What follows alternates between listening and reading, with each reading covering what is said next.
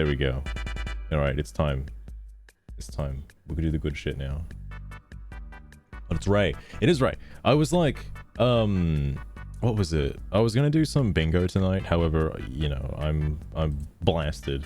I'm baked beyond belief. I don't think... I don't smoke weed, by the way. I just like saying that. I don't think I have the mental capacity to keep track of bingo tonight. But if you want to play bingo, also just noticed, goddamn veto tube. It's because it was on the sock puppet. That's why I was freaking out. Anyway, if you want to play bingo, I'm sure you can find the link to it somewhere. I'll just put it in chat, and then whoever watches this like 4 years from now can load up the bingo and just you know, play in your own time. I'm sure you'll get a bingo. I'm without a doubt 100% certain that you can get a bingo tonight, because we're gonna be reading some interesting shit. There, now it's on screen as well. But so the reason why I have this one up is mainly because something crazy happened. Now, obviously, I have read all this before. Oh wait, hang on. Yeah, that's right. I've read all this stuff from Jimsid and whatnot. Also, it's hard to talk about Jimsid because he's actually not active. I'm gonna say at the moment. Usually he's not active for a while. I think he's playing a better game.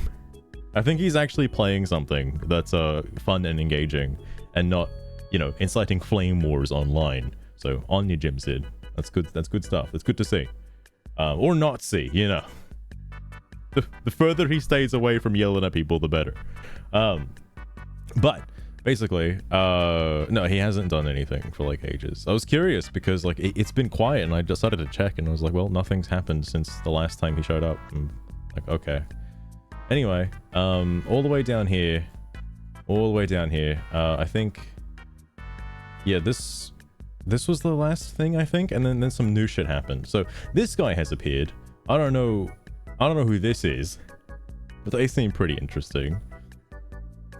How's the fight going? How many woke games have you saved from this alt-right fash brigade so far? I would like to see Hedgehog and Jimsid get into a tussle. That would be kind of cool, actually. That'd be pretty fun. Anyway, this is what sparked it. So Shrek is interesting, all right, because of a few reasons. You may have noticed last time I talked about this thread, a lot of people, my real voice, a lot of people didn't take the thread like super seriously. An example of that would be, where's Zeppelin? Zeppelin, show your face. Where is he? Also, Zeppelin came back again. He said like 2 things, then he stopped saying things anymore. So I don't know what was up with that.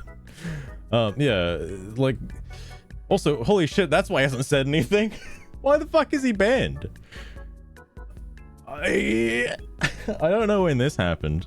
But, you know, filling your banned bingo spots. Shit, he must have said something real bad then. I don't know why he's still banned. Anyway, something like this obviously isn't taking the thread seriously, and you know, Sokova's right, like, it's stuff like that, and it's not the first time, and it's also not from the same person either. There's like others that just only say one sentence things and aren't like, you know, super insightful into the reason why they're here, because like I want people to be friends, at least at the end of the day. Like, we can just put aside our differences. We're all people, all right? Like, come on. Anyway, except Jimsid, he's not a people. Anyway, Shrek. I'm here because I'm genuinely curious why this game is so childish in spite of having world wars worth of evidence to create compelling evidence for its narrative. I'm also here because isn't it tiresome to be told what oppression, racism, poverty, and fascism is from people who've never experienced it. Also, it's fairly sickening one of the devs complained the company was majority white.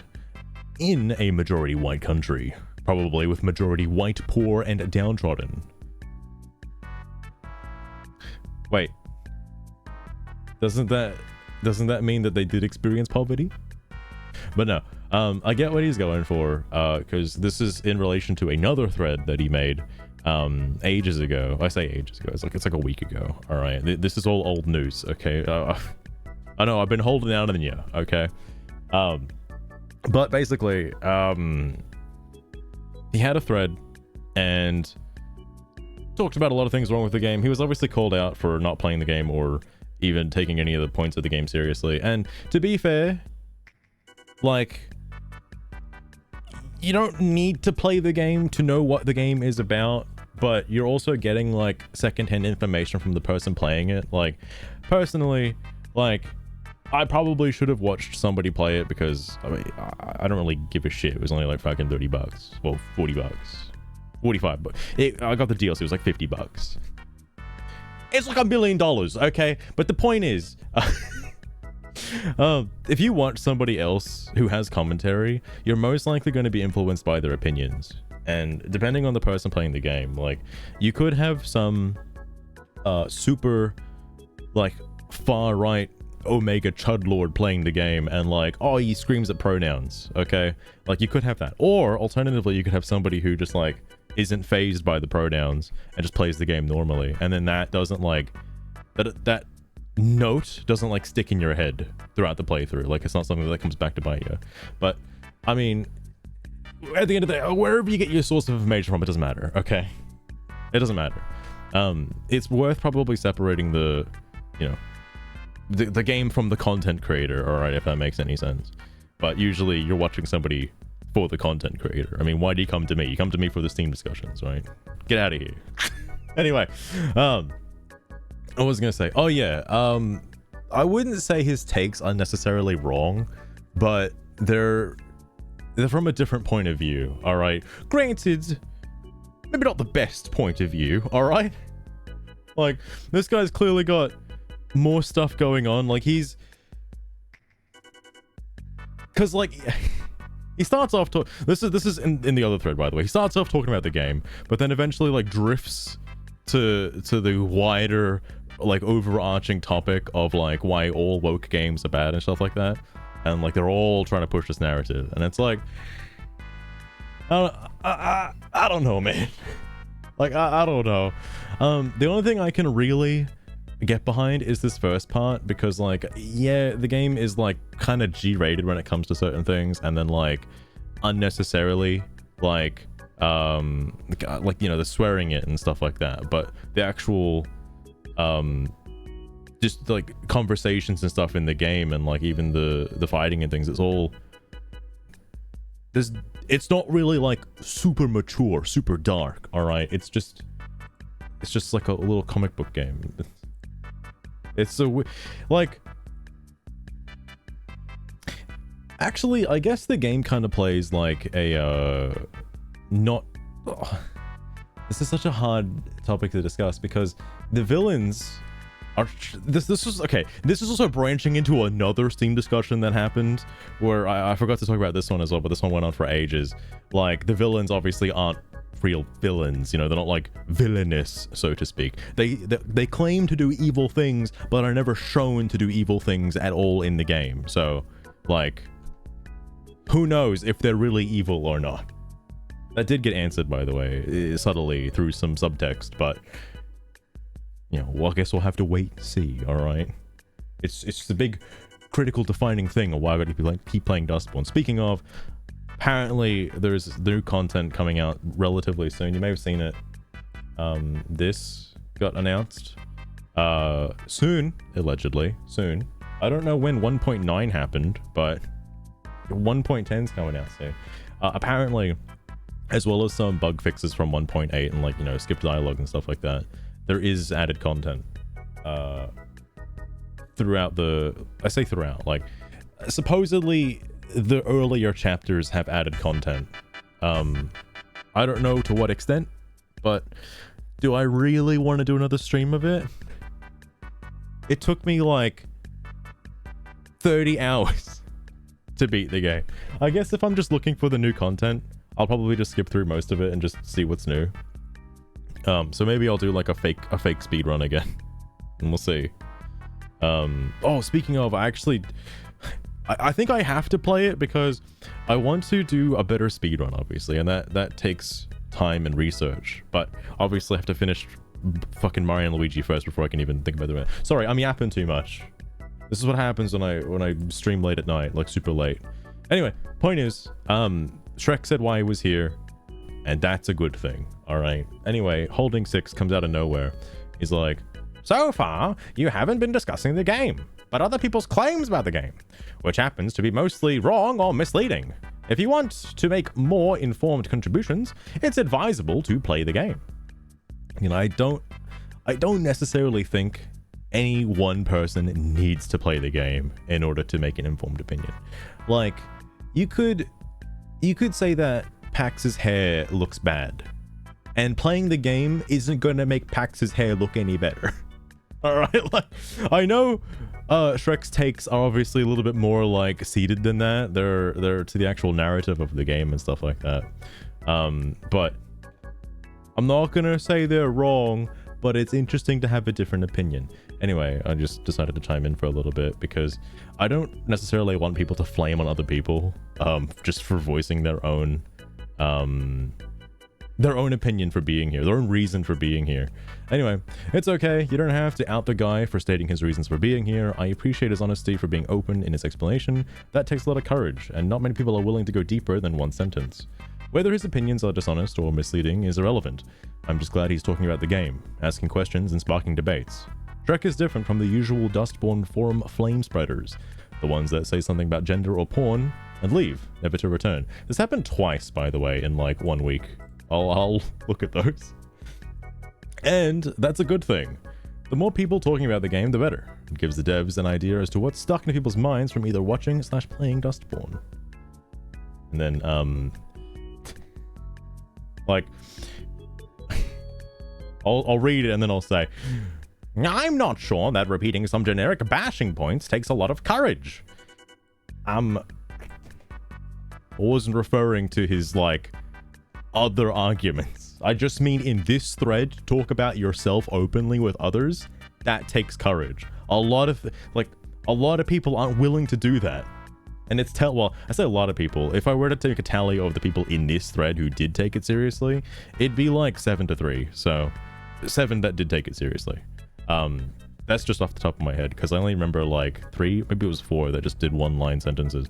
Like, I would genuinely love to know what drew people to the game and why they remain here talking about the game. Because, like, most people have already answered this, and I'm glad that they have, because you see the same names sometimes, and it is really confusing as to, hey man, you seem to have some really hot takes. Why are you still here? Did you not get the memo? The game fucking failed. Oh, it's over. Like, game's been dead for like 5 months. And yet he's still here. It's the answer to that I want to kind of know. And, you know, from my own perspective of somebody who keeps seeing these names and, you know, I obviously keep reading this shit. I want to know who they are as a person, as a character in this sitcom, all right? I want to know. Anyway, still, I would agree that Shrek is a special user compared to other flamers, and that they initially appeared to be eager to engage in actual conversation, before things evolved the way that they did. So I suspect the lights are not completely out with this one. Maybe all it takes is a little reminder. But you're right, that this thread might not be the best place for that. I'm glad that Holding 6 said this.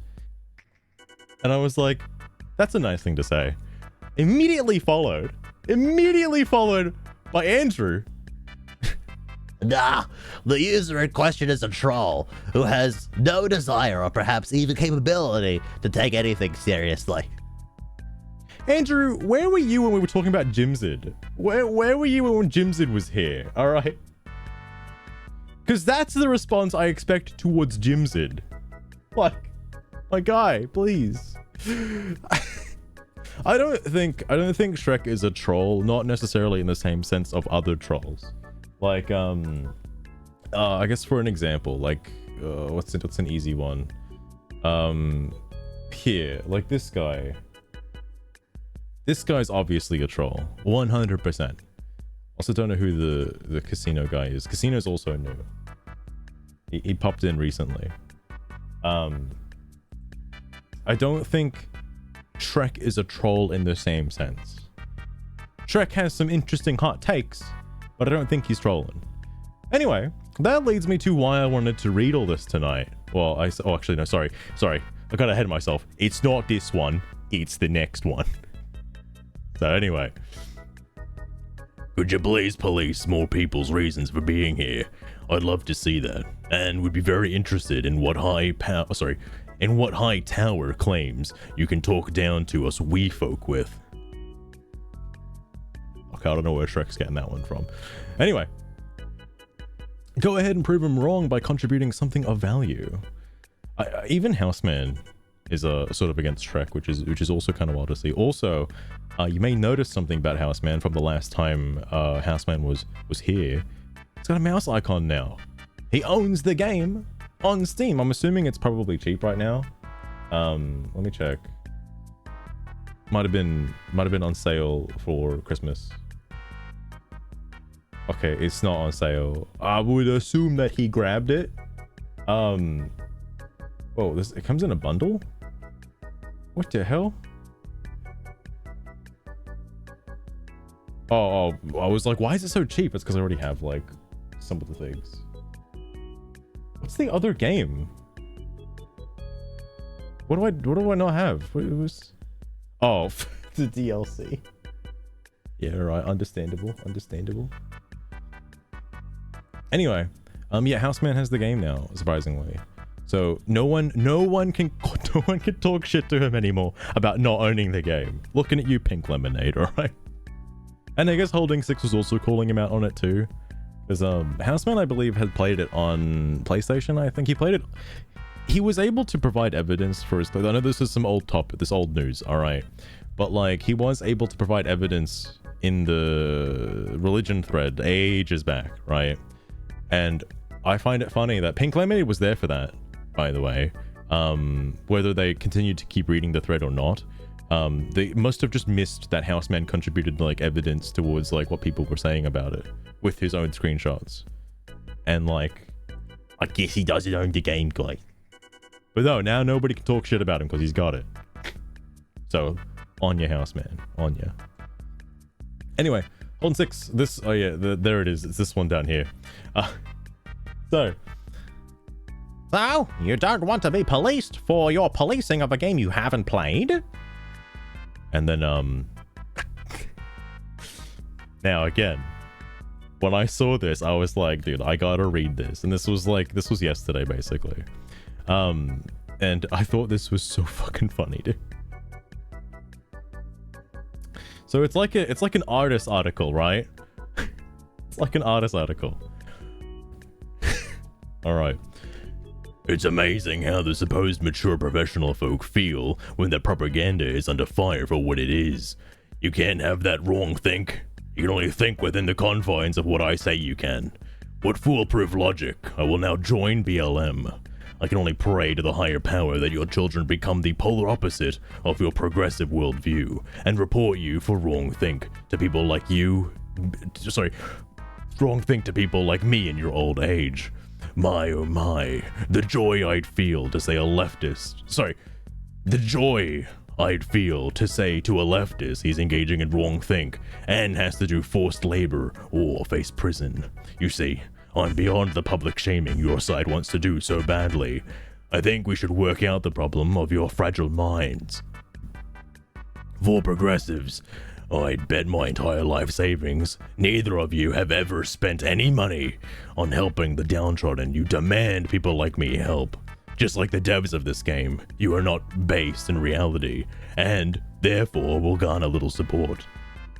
I don't care if I don't get forum support, because I know I'm right, because I lived it. Sorry, I live it and see it every day.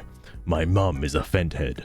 Thanks to your progressive ideology, creating a soft hand on crime, the dealers have the same rights as me. So, I can't fix the issue, and the dealers are so small time. The soft on crime attitude you lot have created results in my local PD not wanting to do anything. You people are killing the lower class with your goofy, out-of-touch worldviews, and that's why I'm here. Because you people voting and thinking the way you do is literally killing people like me. Just wait until African Americans realize the ivory tower liberal is to blame for their poverty. I don't even need to be outspoken. Haha. Funny, that isn't... Sorry, funny, that isn't it... Sorry. I realized why I fucked it up. Funny, that isn't just 4 years ago Latinos were voting Biden. Now they vote Trump. Huh? Almost like they realized one side is in favor of illegals and the other American citizens. But they're probably too... Sorry, they're people too. How can you think that way? Simple. I'm poor and don't have enough money to make myself seem like I'm doing something, though you lot aren't. Rest assured, if I had money, I'd actually fix my city and help the lower class of all races and work to end extremism on all sides. What do you guys plan to do other than squeal racist Nazi and bigot, but also take people 40K a year jobs to teach them to be nice? Huh? Funny way to go about turning someone into a real extremist. Always perplexing that about leftists. I'll shame you into being better. Poverty is my cudgel, but it's also bad, but only when I say so. Well, with an attitude like that, I'd follow you to hell and back. I honestly can't figure out why leftism is losing in the Western world. How could treating your citizens worse than illegals and cheap labor, thank you, Azar, possibly ever backfire? I thought they worshipped the GDP too. Why are they mad that they can't get factory jobs as easily? We should just turn to code, right? Get a load of this incel chud. This guy probably has to depend on those factory jobs. Like, why is he poor? Just have money, duh. I'm just dumb white guy with privilege. Oh, so much privilege. An addict has my only parent my entire life. I got lost there in the source. And I have to hear a crock of bull excrement that I have it easy from the likes of you progressives who have a family, have stability, have a home, have future. Haha. I thought voting blue was a vote for me, the little guy. Ha. Guess not. But dude, the cops don't profile you. Hey kids, what have I told you cops profile you for being poor? Whoa. No national movement over don't profile me because I look poor, but it's really important to have no racial profiling law. Almost like race has become an obsession and reality is an afterthought. Sorry. I'm a little dead inside after that. But, yeah, that's what he said. I just couldn't believe it. I get where he's coming from, but, like, this is... I don't know if this is the place, man. I don't think this is the place to vent. But, like, holy shit.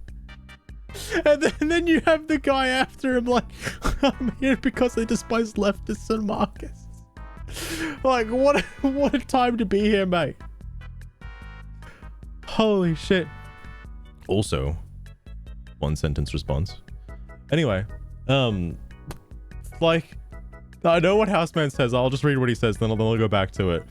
But Houseman's like, okay, but what about the game? So, as I was reading that, because I didn't read it to myself, that was the first time I did that. He did actually mention the game. It was right about here. Oh my god. Shit. Here it is. Just like the devs of this game. So, like, this is the only part of the entire fucking thesis where he actually said anything about the game or game adjacent, alright? That the devs are also part of this group. That's it. That's all he said. I get where he's coming from. Like, this guy's obviously he's got a lot of things to say after, like, you know, the election, all the political things leading up to it, and all this other shit, and everything that's happened over the last 4 years as well. I don't think this is an intended response to what he said. I think he was just like, fuck it, and then just posted this. Because, like, when I first read it, well, I say Reddit. When I first saw it, it was only this, and that was it. There was no other thing. So the edit that came later was the rest of this stuff, which is interesting. I guess I'm glad he cleared it up with the edit. It makes more sense now. But no, that is a really, really cool post. I like that post a lot.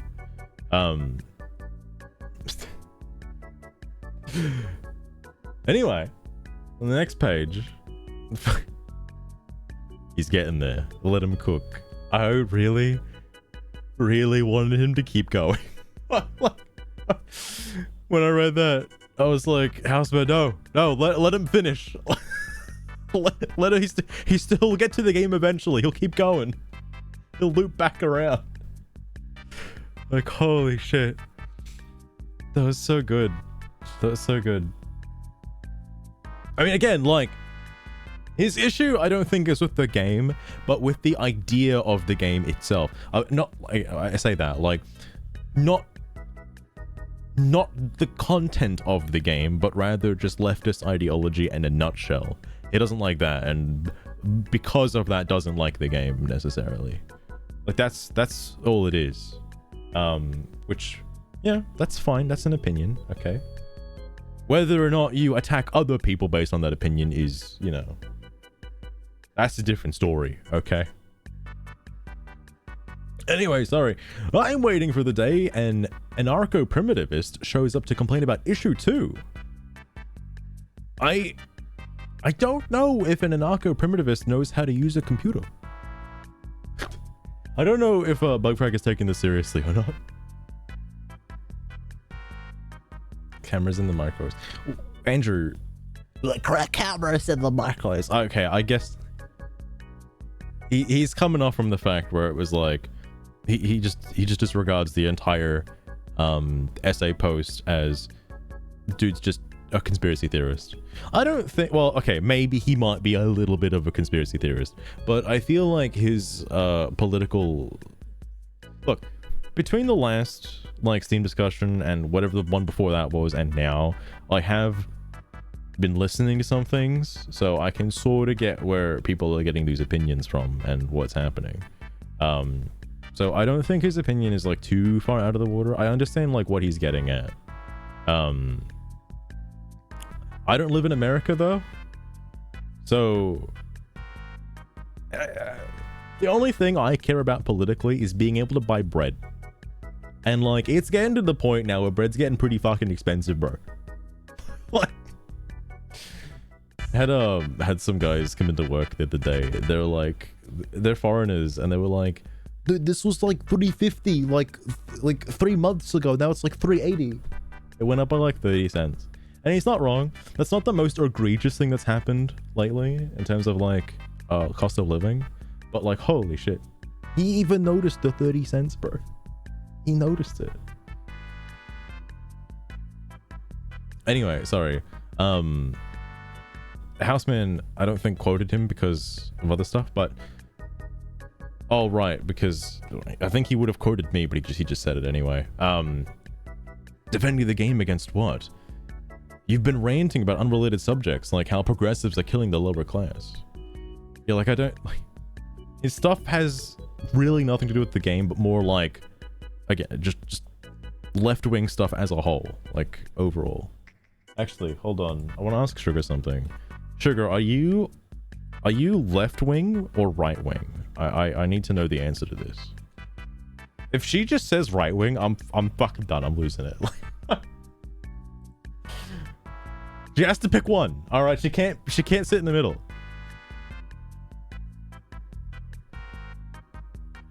Oh, Master.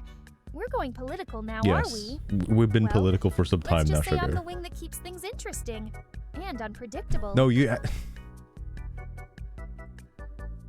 no, Sugar, you have to pick one or the other. You can't be indecisive about this. Like, I need her to pick something right now that will change her character completely. Anyway, sorry, the developer actually chimed in for this. This was recent. Of course, Master. After After tossing a You're coin gonna mentally, toss a coin. I guess I lean towards the left wing. Not that Alright, fair matters. enough. Considering my royal lineage is from the spirit world, politics in this dimension are literally beneath me. You know? Alright, Sugar. Understandable, understandable. Given Sugar's, like, previous remarks, didn't know she was a leftist. Given what she said about woke games before.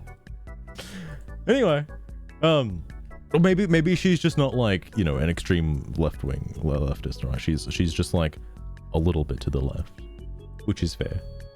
Anyway, sorry. Red Thread chimed in. To be fair, that might actually lead to a more rewarding and educational debate than some other threads. They know. They know about the other threads. To put in retrospect, wait, did this just get updated? Oh my god. Oh my god. What was it? Oh yeah, well, this was one that just happened recently, I should mention. This was another one as well. Like, it's not that it's gone, by the way. It's still there. It's just not a popular tag. I wonder if the reason for that is how people search for the game or how the game shows up in other categories. I would assume that LGBTQ doesn't get a lot of clicks, and instead Steam promotes it with the other tags that the game has, which is what pushes it kind of out of the way. It's still there, it's just pushed out of the way. Because I think if you go to the store page now, yeah, it says it over there on the right. Hang on a sec. Yeah, it's still there, it's just not on the front page.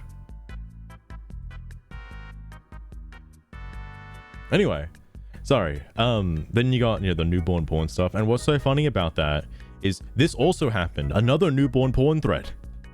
2 new ones back to back. I was like, what? Like, one, the one that's from a couple days ago. The person was told to, like, just use the search feature, bro. Like, just search it. What are you doing? And like, you're telling me that even though one thread was on the front page, somebody else also made another thread of the same thing? Did he also not use the search function, or his fucking eyeballs? Like, they both said that, well, they didn't say exactly the same thing, but they're under the same grounds of, like, why would you rhyme newborn with porn? Like, what are they trying to say here? What's the subtext? This one's also a non-existent, like, thread, because it's, about Trump winning the election and whatnot, and they're going to be another Dustborn. This one's actually somewhat insightful. The answer's no. But that one's somewhat insightful. And then you got some of these old ones. So this one's a bit of a spicy old one. I don't know if I've read this on stream. I might have when it wasn't, like, popping off. Oh, this is my favorite one. Let me show you this real fast. By Goaty. Duel Master, by the way. Probably only has one game on Steam. But I really wanted him to continue the conversation, man. I really wanted him to talk more about his deck. Hang on, does he actually have Master Duel, like, completed? I imagine he does. Wait, no, not posts. I don't want to see his posts, no. Wait, actually I should look in case he plays Master Duel. Hold on. Oh, he doesn't... Wait.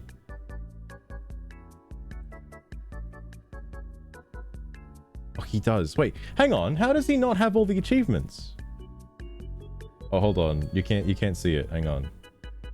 I'm not a counter striker, so I don't know. He doesn't. He's not even close. What? Oh, that didn't. Okay, I don't think it lets me. Oh wait, yes it does. Hang on. Game stats.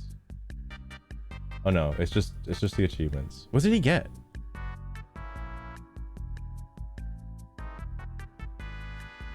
Oh. That's it? I guess he uses a Goaty deck, and I guess he did it. Alright, yeah, because that wouldn't happen. That wouldn't happen. Well, this is interesting.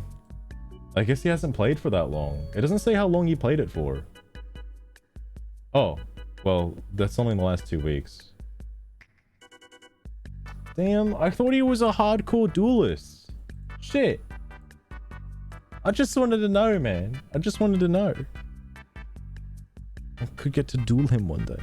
It'd be so fun. Anyway, there's also like a non-serious post, by the way. Actually, hang on, that's not the only one, right? There was somebody asking a while back, like, oh no, I kind of forgot their name. They were like, man, the front page for the discussions don't really have a lot of things related to the game. You know, now they're not wrong. Now if they made that post, now they'd be somewhat correct, okay? Because this seems to be the only one that actually has anything to do with the game from a glance, all right? Granted, it's spoilers, okay, so you shouldn't be looking at it anyway. But that's that.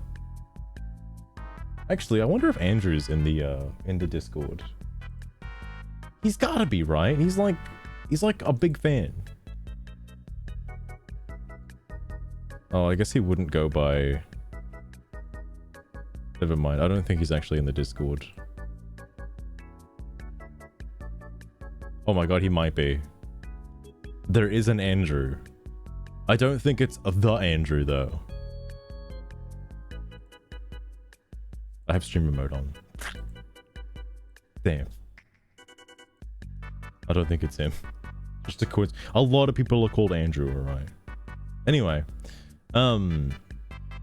Sorry. That's pretty much the end of this thread.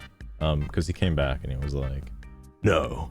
We need more petty songs trying to antagonize, and more veiled modern political activism, activist lingo to totally not influence anyone.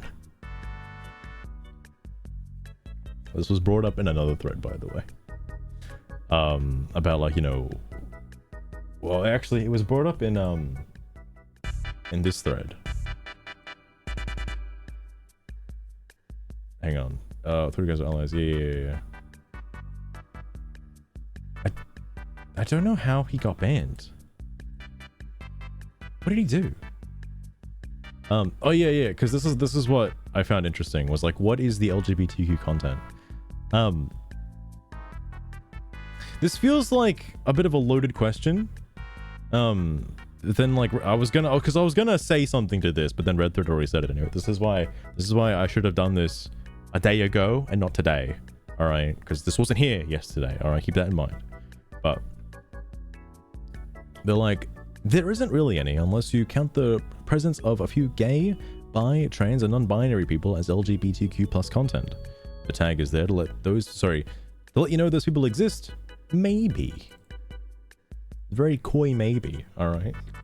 Maybe they don't. Maybe they do. Who knows? It's a mystery. It's like, where's Wally? But, you know, you gotta find the... Okay, I'm not gonna finish that one, actually. I'm gonna leave that one ambiguous for now. It's interesting to think about, because if you were to compare it to, like, again, Veil Guard, I guess you could compare it more to Concord in a sense, because I keep trying, after hearing about Veil Guard and like all that keyword they're hearing, by the way, and all the other shit surrounding, like, you know, the companion, all right, you know which one, that definitely feels like the devs are trying to push something on the player, all right, that without a doubt, that feels like something that's going to happen. I don't think that is the case with Dustborn, and it probably wasn't the case with Concord either. I think it's hard to say, because like I asked this question to I did this to fucking Loot Hunter like earlier, like just a minute ago, basically, before the stream started, but it already got answered anyway, so I was like, fuck it, whatever. Anyway, because it seems more like what people are drawing at for the LGBTQ plus content is the fact that it just exists. Like, the game exists, the characters are there to fill the quota for the LGBTQ characters. Like you've got your disabled, you've got your non-binaries, you've got your vitiligo, you got Psy, all right. Like you got your pregnant black lady, all right. That's important. You got to have one of those. It's not considered media if you don't have one of those. So it feels like it's a bit of a checklist.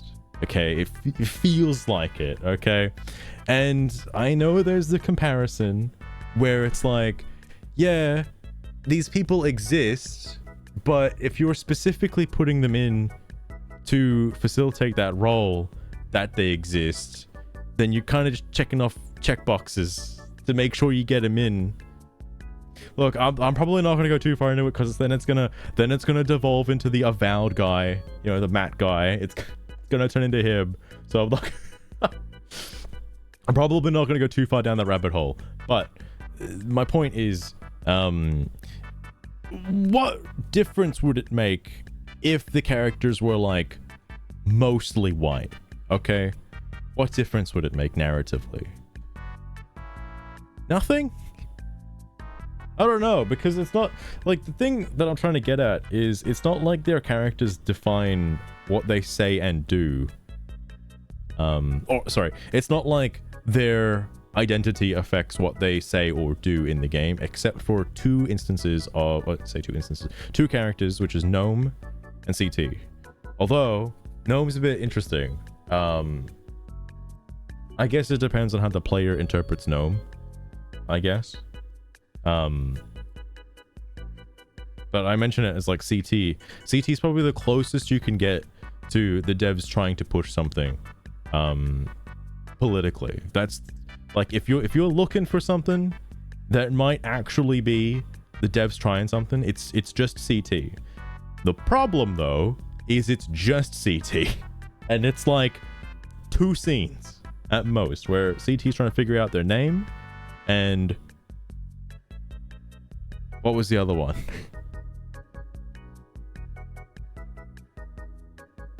I don't think the gender bit in chapter 1 counts, because I was thinking about that too, where I was going to bring this up because you'd think that scene would last a little longer than it did. Like, Psy's like, one of them says like, oh, fuck, it's been a while now since I played Dustborn. My age is showing. It was either Psy or Gnome that brings up like, oh, she, he, it, what do we call you, robot? And the robot then says like, oh, you know, it doesn't really matter because they weren't programmed to have an identity like that. But then that's it. Like after that, it's over. Like there's two sentences, it's done. That could have gone on for much longer, and I'm sure, given what the dev account has said, I imagine there were plans to make it longer, but then after reviewing it, realized it didn't really need to be in the game, so they got rid of it. It seems like a lot of the scenes kind of went like that too, where you can see that this topic could be expanded to sort of normalize would be the right word. Normalize these specific political agendas, so to speak. But it seems like a lot of that got cut because it wasn't necessary for the plot. And I imagine there was a bigger focus on the plot of the game than, you know, your actual agendas is. No one's misspelled agendas lately, and it's ticking me off, alright? No one's put the apostrophe S yet. Gonna happen at some point, I swear. But no, oh shit, what was I gonna say? Oh yeah, Loot Hunter did respond to that thread, and it was mainly in response to the dev account, because it wasn't in this one, I don't think.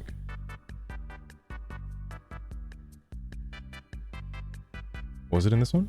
It wasn't in this one.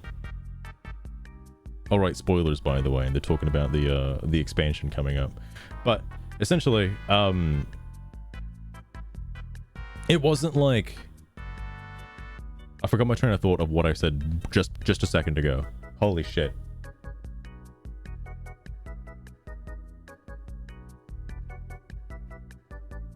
Nah, it's gone. It's gone. I lost it. It was something about the cut content. Fuck, this is what I get for streaming super late. Anyway, point is, what I played didn't sound too preachy to somebody who's just like neutral to the whole political nonsense. The culture war and mind virus bullshit, okay?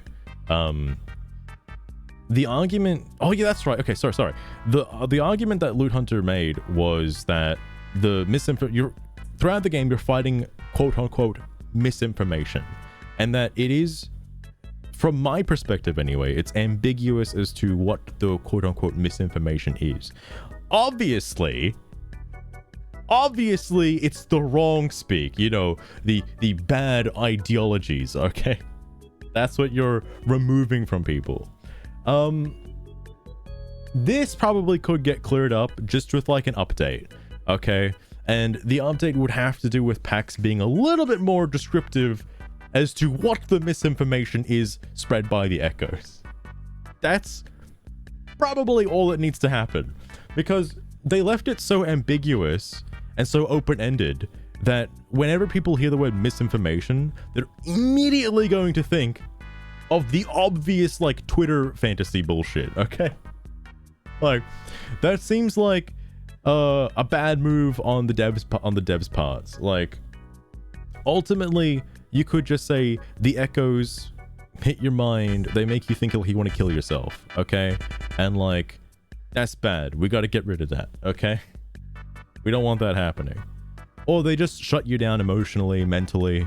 They make you completely like, they make you unwell. I guess that's also another problem too. Like, because you could, in theory, play the game as though you're the protagonists fighting against the woke virus, okay? And you're like busting it out of their minds. You could play the game like that. The only reason why you can't take it from that perspective is because after they're cured of the virus, they just go back to being normal. Like, they're like, oh, thanks for that. I don't know what I was saying. I was like, like I wasn't saying bad things. So it's not like, I don't think they'd ever do this, but it's not like you're gonna have somebody who's really aggressive, probably down in the dumps or something. You cure them of the echo, and then they're like, you're racist, bigot, chud bastard. Like, it's not like they're gonna do that. Or like somebody can't think straight, you clear them of the virus, and then they're like, oh good, I can finally think straight about hating minorities. Like, I don't think that's ever gonna happen. But that would certainly throw a wrench into the whole, like, oh, what kind of misinformation are they actually spreading? You know? Because, you know, in order to understand what an echo is, again, surface level, it's misinformation, right? But if you were to actually take the time and look into, like, you know, why does it exist? Well, it exists because of the broadcast. What was the broadcast's whole point of, like, what was it trying to do? Well, we don't know yet. So until we know the answer for what the broadcast did and why these echoes were created and existed in the first place, who knows what the misinformation is that people are, you know, getting affected by. It's too ambiguous to say at the moment, and I'm sure that's something that might get cleared up in a future content update, because again, there's so much that can't be said about the game right now because they are planning on working on it, and it seems like they're keeping a few things secretive, probably because either they don't know what they want to put in there, or they don't want us to know what they're going to put in there, because it would answer all of our questions. So and like, that's pretty smart marketing, because in order to get the answers that we want, we have to fucking play the game. Which is fair, okay? Anyway, like, that's pretty much where all of this stems from, is PAX, you know, or PAX and friends, okay, fighting the misinformation. And obviously people have taken that as, oh, they're fighting against the racism and stuff, the bigotry and things. When unfortunately it's left too ambiguous to tell. I think I don't know if I remember this, but I think Houseman mentioned something along the lines. I don't want to put words into his mouth.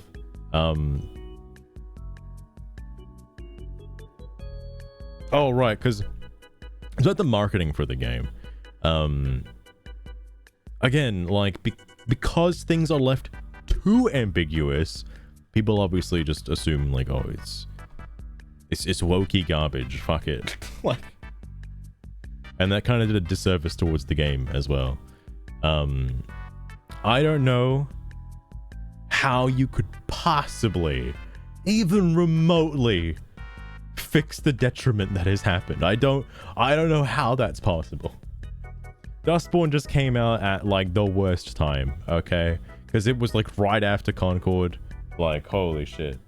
Was it before Concord? No, I think it was after Concord. Has to be.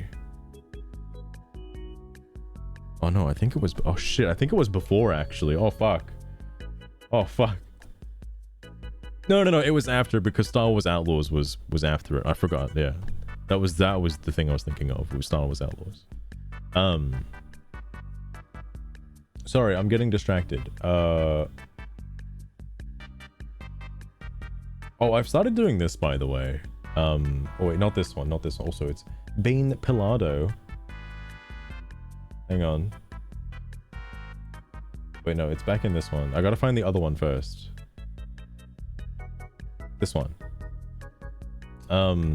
You know, Dustborn porn. For like the billionth time. I've started doing this, and I really like doing this because this is so fucking funny. To me, anyway. Just to me. Every time somebody posts this particular topic, I'm just gonna fucking copy paste this every time. Cause like, why not? Alright. I'd also like to point this out as well, because I saw this before and he did respond. He responded, and I thought this was pretty bad faith. But he's like, A newborn animal fetish. Not the answer I was expecting, but I think I get it now. Thanks. And then I was just like, that's a pretty bad faith take, my guy. It wasn't a typo. The characters refer to superpowered humans as anomals. Play on the word anomaly because the resistance is an anomaly. You get the picture. He's referring to this from the devs. Either he just glossed over this and read it as animals, or he's obviously just trolling. I 100% believe he's just trolling. But, you know, I like to be a nice guy and give him the benefit of the doubt that he's being serious and he just misread it.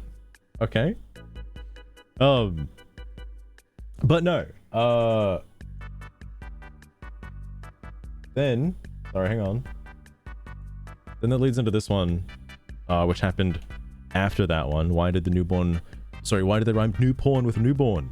And then, day 120, because this happened 2 days after. There's more of this again. Oh, wait. I don't know if I read this. Okay, no, I did read this. It might also be worth reading those lyrics in their proper context. We are the newborn. Our kind is new porn. Sorry, newborn. Oh my goodness. I fucked it up. Taking words out of context reveals a lot about a person's intentions. And if your mind immediately jumps to the worst possible interpretation about these out of context phrases, maybe the problem is you? I saw this and I was like, oh shit. Oh shit, dude, they're getting sassy. I can only imagine what they're thinking because, again, like, this topic has come up numerous times. You can just search porn in the discussion thread and you will get like 1,000 responses. Okay, even ones from Screwed back in the day. All right, from Screwed, my god. But like, I think the gloves are finally off. I don't think they're like kidding around anymore with the trolls. Which is good. I want to like, this is the dev account I like. It's this one. I don't know what happened, because obviously they're much more active now. I don't know what happened in that period of time where they just weren't saying anything. I would assume either because the hot topic discussions at the time were too hot topic for them to actually touch, or they were just working on the game. So one of the two. I would assume the prior one where, like, I think what we were talking about is something that they want to try and implement into the game, but haven't yet, but have plans to do so, and they don't want to talk about it. Because they've specifically avoided from talking about it. And like, with how active they are in every other thread, it seems weird that they didn't really say anything in that one. So, I don't think they're gonna like... we just have to wait and see. Okay, we just have to wait and see. Also, I wanted to check something as well. Because I noticed the Twitch category for Dustborn has 2 more follows. I know, it's huge. It's been like... how many months? Got 2 more. There is actually somebody else playing Dustborn. Seems like a Japanese PNG tuber. God damn. I wish them the best. Sorry, I think that was I think it was oh yeah, Bane Pilato, Simpsons Talker Dev. Bane Pilato, everybody asks this like every day. Like every single day. Because what happens is somebody takes the lyrics out of context and then it spreads like wildfire. Because, to be fair, maybe they shouldn't have used those words in the lyrics. But I also wonder if, hypothetically, if they didn't use "We're the Newborn," Akaina's Newborn or whatever, or "We're the New Porn" or whatever, if they didn't use those lyrics, what would have happened? You know, what would have been the next thing to go after? All right. Because this is such a hot fire topic. Anyone could just come in and say this shit. Like, 9 times out of 10. Unfortunately, like, it was already debunked like ages ago. And it's also debunked if you just know what porn means, in terms of its like dictionary meanings. I wouldn't be surprised if the term gay or queer came up in its early context days in the game as well. And people were like, what? What do you mean that's queer? What? Because, look, maybe I'm not that old. All right, maybe I am old. I don't know. I don't think I'm that old. I think I'm pretty young, okay? At least I like to believe I am. I'm not 30, okay? I'm not 30 yet. But, like, the porn thing didn't strike me as odd because obviously they're not talking about actual pornography. Like, I don't know how... Anyway.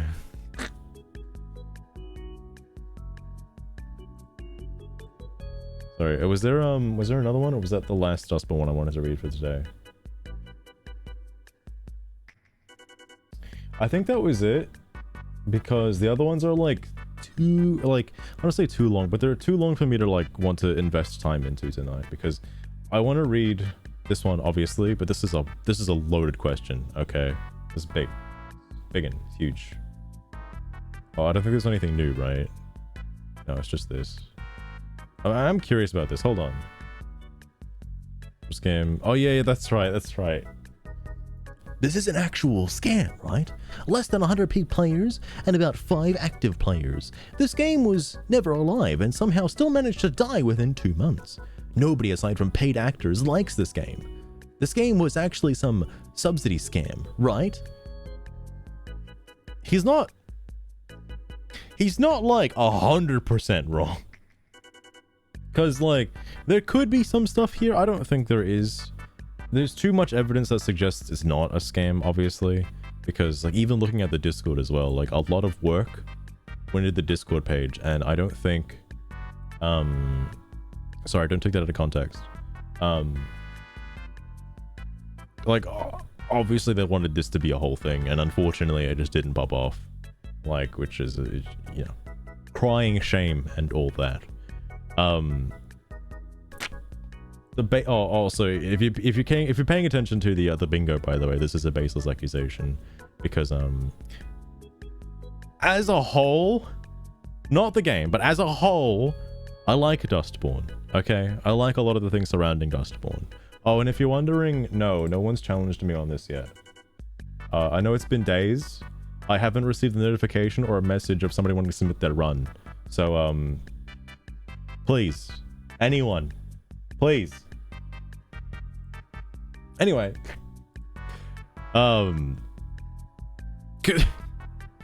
Because I just want somebody to like take the world record away from me, please. I like everything that's been surrounding Dustborn. Like, I'm not one for politics and video games. I don't like that. I don't like Veilguard. I don't like Star Wars Outlaws. I think they're all shit. I don't like how movies have been turning into like absolute garbage. I can't fucking wait for Disney to release Snow White because of how much fucking money they're gonna lose. Literally, no one wants to see that movie. And I'm sure if Scrooge was in the room with me right now, and he might be astral projecting behind me right now, and I don't know, but he'll be like, well, you can't say no one because the video got at least 2 likes. So someone out there wants to see it. Obviously,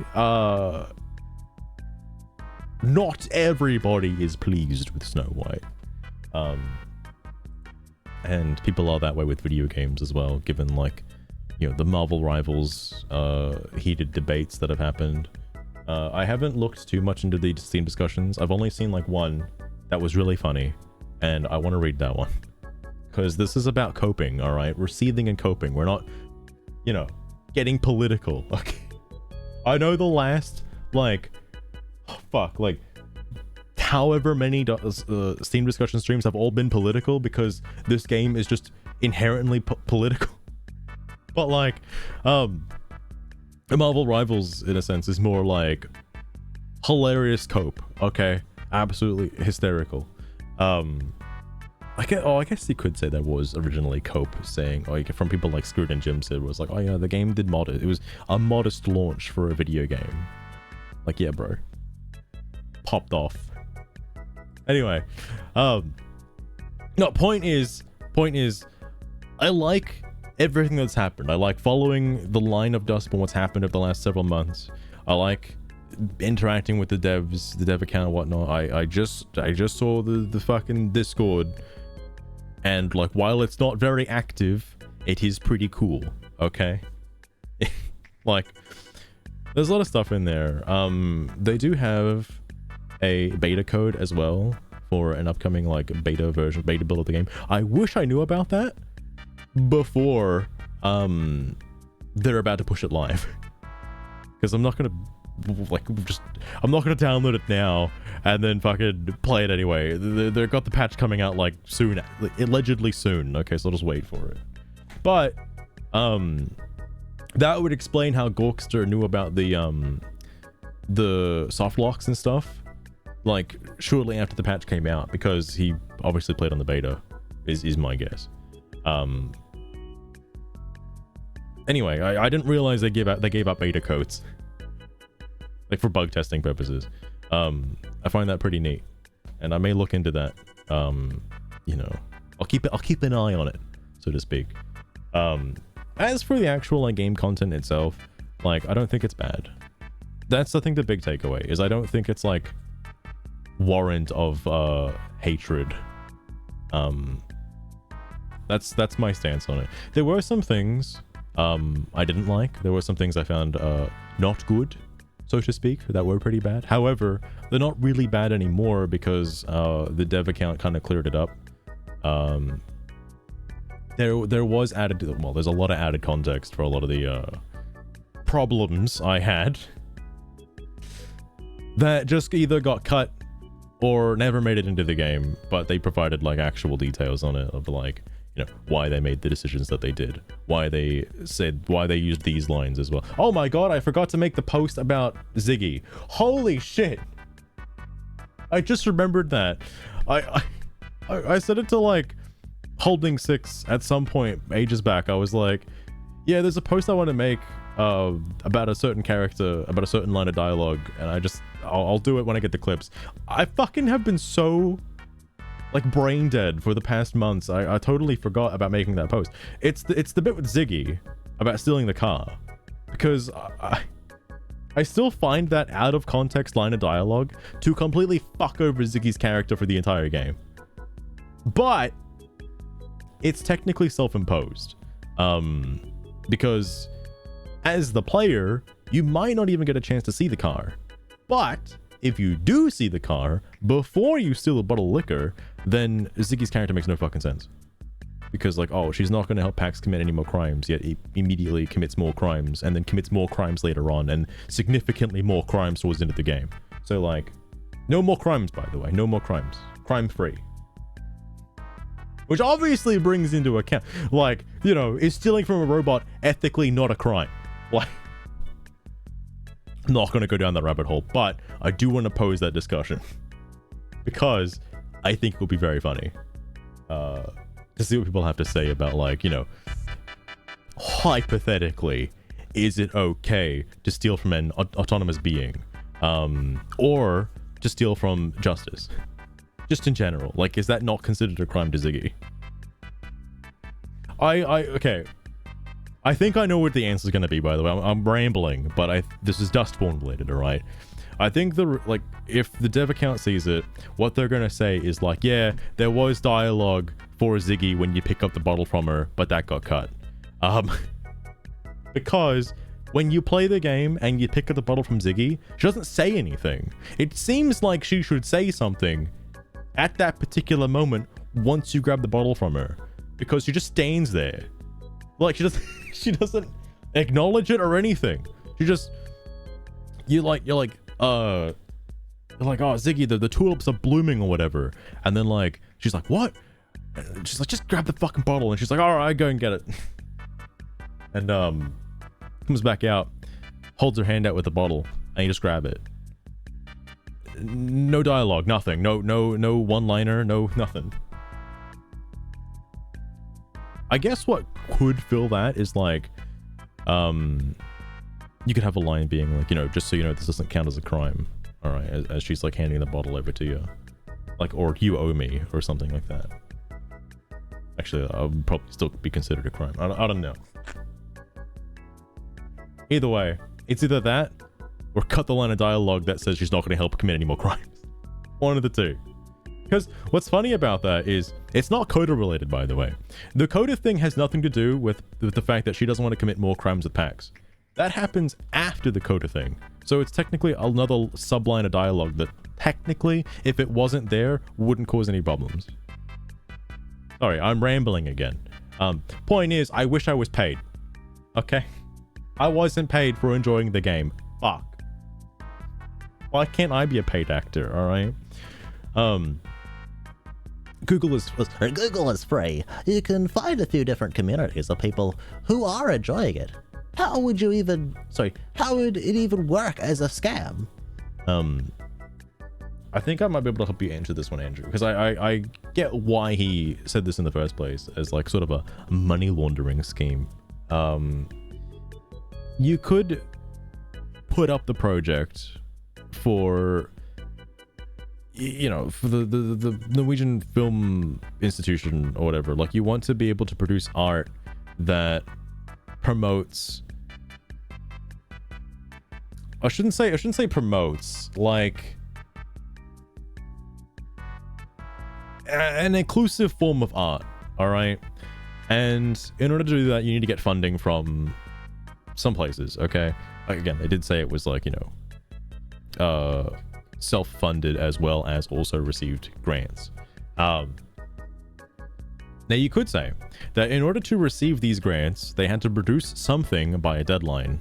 And if they didn't, then they weren't eligible for, or they would have braked the thing and had to owe the Norwegian Film Institute or the government or whatever. They had to owe them the money that they took from them in order to make the thing that they didn't make. So that's why it was just kind of shipped out when it was. I don't know if that's true or not. Again, I'm just talking about my own ass. Don't take this with a grain of salt, okay? Because this is just what I thought. I don't think this is what I think now, but this is what I thought before playing Dustborn, okay? Or I guess this is also what I thought after seeing that like half the game was kind of rushed. I don't know if it was rushed intentionally, but you could because the problem is right, it doesn't work as a scam because they're still working on the game.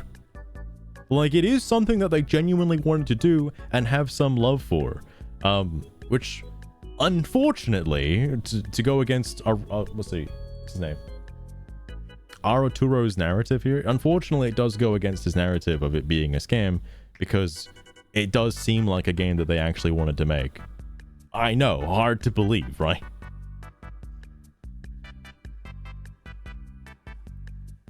Sorry, anyway. Subsidious game. I'm not sure, to be honest. Term scam implies fraud and other types of deception. Dustborn was created to push woke views of Tornquest and the rest of Red Thread Games, who got money from organizations like Norwegian Film Institute, who wanted to push woke views. There wasn't really any deception involved. Organizations just took people's money and gave them to developers for developers to do exactly the thing organizations wanted them to do. And then Red Thread came back and clapped back. I was going to respond to this, but unfortunately Red Thread got to it first, sadly. Can you please describe the woke views the studio is supposedly pushing on people, and provide some sources for your claim that organizations like the Norwegian Film Institute want to push these woke views? Note that at least 70% of the budget for Dustborn came from private and profit-seeking sources, not public funding. Because that's a narrative that somebody said it, and it's like Chinese whispers because now everybody's fucking saying it, but the government funding for the game is so much less than what it actually raised, because the Norwegian Film Institute isn't technically taxpayer funded. Like that, the money that they received from them is not from taxpayers. That didn't happen. But people really like to push that amount of money. Granted, if you look back at the earlier parts of season 2, that's what a lot of people were saying. Was that particular talking point, and it still sticks to this day. I say sticks, like people still keep bringing it up to this day, despite Red Thread going against it like thousands of times and like setting the record straight thousands of times. Unfortunately, the people who are spreading the, I guess, quote unquote misinformation, all right, are just YouTubers, okay, just various YouTubers that are probably parroting other sources of articles and stuff claiming this stuff, and aren't actually, reading what the fuck Red Thread is actually saying themselves. Granted, you could also say that, oh, they're just lying, okay? Sure. Whatever. I guess everybody's fucking lying. But, no, I don't... You could say that some things, I don't think the whole game was, but some things might have been included for the sake of getting those grants, but I don't think, I don't think that was like necessarily the case, nor did it spawn the idea for the game itself. Anyway, I bumped in this well. I was going to bring this up in the LGBTQ tag thread, but I'm curious. That thread got me thinking, what are the woke views this game tries to push? I'm actually serious, because the content in the game doesn't reflect that of the usual woke games. Not having a go at you, by the way, from what I played. Aside from the character designs, that's about it. Before I mention this part, the thing I'm mentioning here is like obviously Veilguard, because Dustborn, again, I don't think Dustborn does that. I mentioned it before. The dev, I forgot if I read this on stream. I don't think I read it on stream, because oh shit, where did I mention it though? I forget the thread I mentioned it in, but I use the word preachy because some of the woke games do come off, I say woke again, woke games in quotation marks, do come across as preachy for their ideologies. I don't think Dustborn does that at really any point, again, except for like this part here. I guess the proper answer to the question would be Seethe, and mostly just the identity things related to Seethe.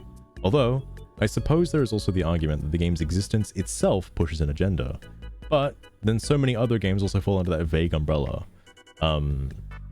You could say, and I talk about this as well, you could say that Jet Set Radio Future is like woke.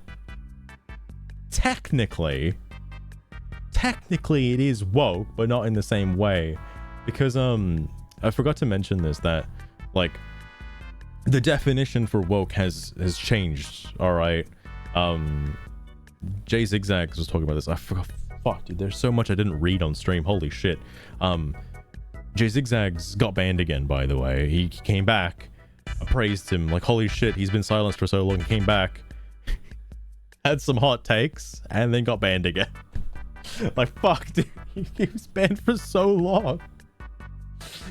Well, either way, the reason why he had so many hot takes is because he kept parroting the same things from before. Like I think he's a centrist, as if that means anything, by the way. But like he's not well, he doesn't claim to be far left or far right. Okay, that's just kind of the main thing.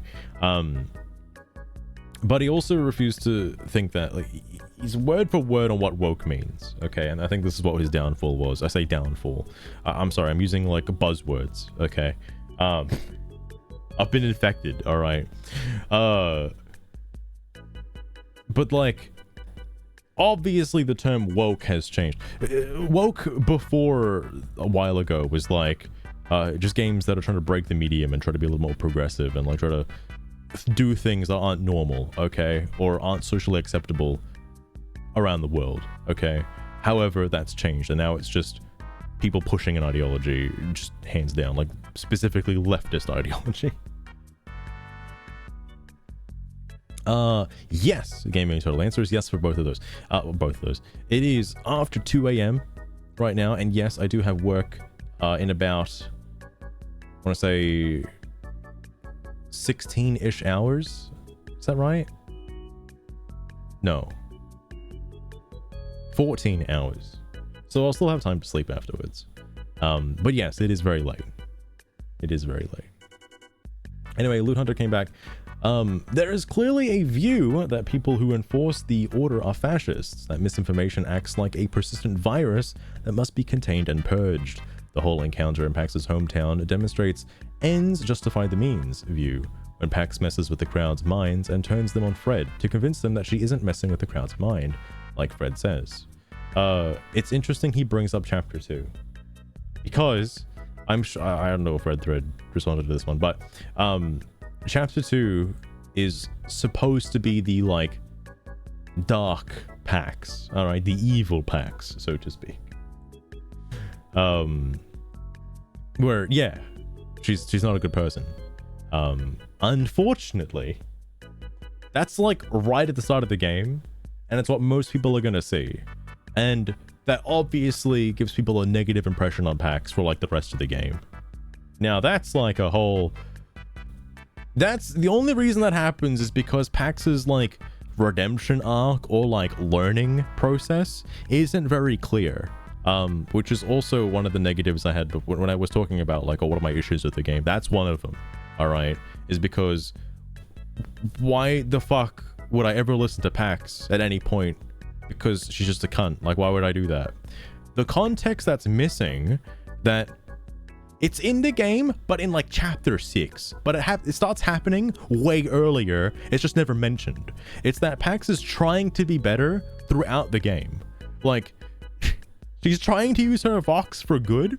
It's just not apparent.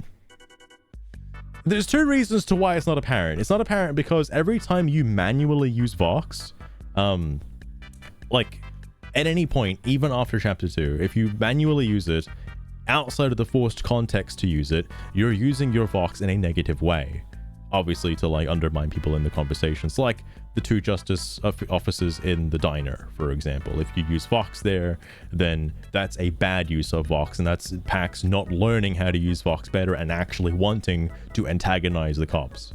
All right, that's why she's doing that.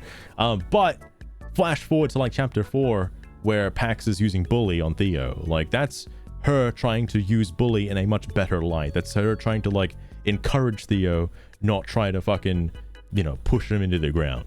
Okay, which is, I don't know why that's not said. What? Maybe they just missed that part on the storyboard. Okay, because obviously in chapter 6, then they start shifting to that. Unfortunately, by chapter 6, I don't think people are gonna like pay attention. Even myself as well. Like, I didn't know about it until the dev account said it to me. That yeah, she's trying to do good. It's just not obvious. Okay, it's just not obvious enough. Oh, which is obviously, you know, where you get things like this from, and also why I even said it too. because Pax comes across as pretty bad, like a pretty bad person. The thing that I'm mentioning as to why like Pax is trying to do good, the reason why I said that is because in chapter 6, the officer that's in the booth in the Badlands, the guy you have to use hoax on, I think you learn hoax like just a minute ago, like a minute before getting to him. That guy, Eli says like, hey, aren't you supposed to be good at this? And like Pax is like trying, because all the other Vox things you're trying to use on the guard is to try and get the guard to open the door. That's what they keep not working. All right, is because Pax is trying to do a specific thing with her Vox, and it's not what its intended uses for. Because she's trying to do something different with it, and she's trying to not be an asshole. But again, because then after that point it gets reinforced even more with Sai in the bedroom in the house in I think chapter 7. Then it's basically like set in stone. Like, yeah, she's trying to do better. The problem is, again, she's been trying to do better for a while. It's just wasn't explained very well early on, which I guess is something that they can do better. And they did mention that as well, that they could have. They'll look into doing it better. All right. In future updates and stuff, which, you know, again, would be nice to see. I would love to see that. Maybe by the time they're done with Dustborn, it'll be like a proper story, I guess. All the missing stuff will be put back in, the missing pieces of the puzzle. Anyway, sorry.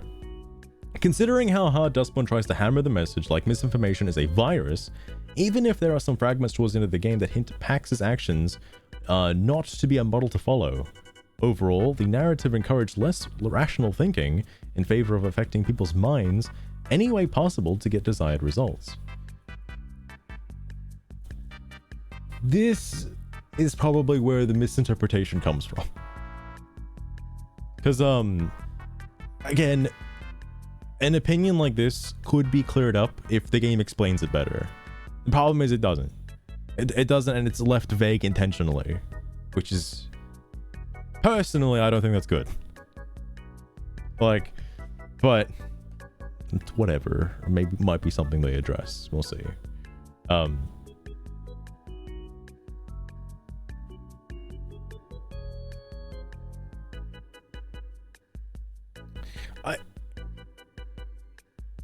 I also don't know how I feel about this as well, because like, who was it? You really don't have to use your Vox in like a lot of places. Like, there are tutorial Vox applications, but oh, actually no, sorry, this is what I was just saying, where like the reason why Pax is trying to go with like using her Vox is to change people's minds, is to make them help them think better, essentially. Well, that's probably not the right word to use.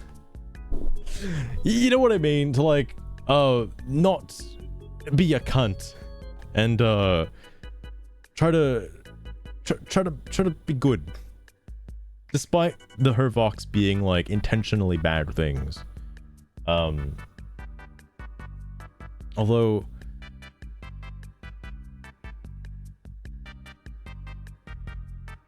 this does also bring into question what Houseman said, and this is also another thing too, which doesn't get touched on very much, and I don't know if the devs are gonna do much about it, but like, how Vox affects people as well is a bit questionable, which is strange that it doesn't work sometimes, because like, when it needs to work, it works, right? However, take the, well, actually no, because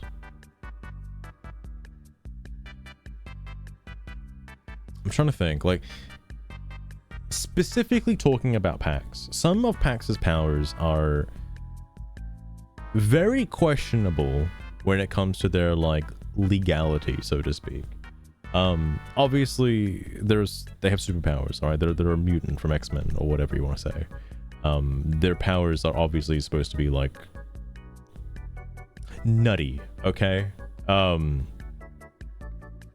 Ethically, it's hard to say if Pax's powers are okay, because I don't think, personally, I don't think they're okay. I don't think it's okay to go around brainwashing people. I think that's bad. But there's also not a lot of clear indication of how Vox actually affects people, whether or not like it's a temporary thing and they just go back to being normal, or like it's permanent and it's just something they're stuck with for the rest of their life. It's hard to say because the answer to that isn't in the game, unfortunately. Which the reason I'm bringing this up is because it came up at some point, and I wish it was. I wish they did talk about this.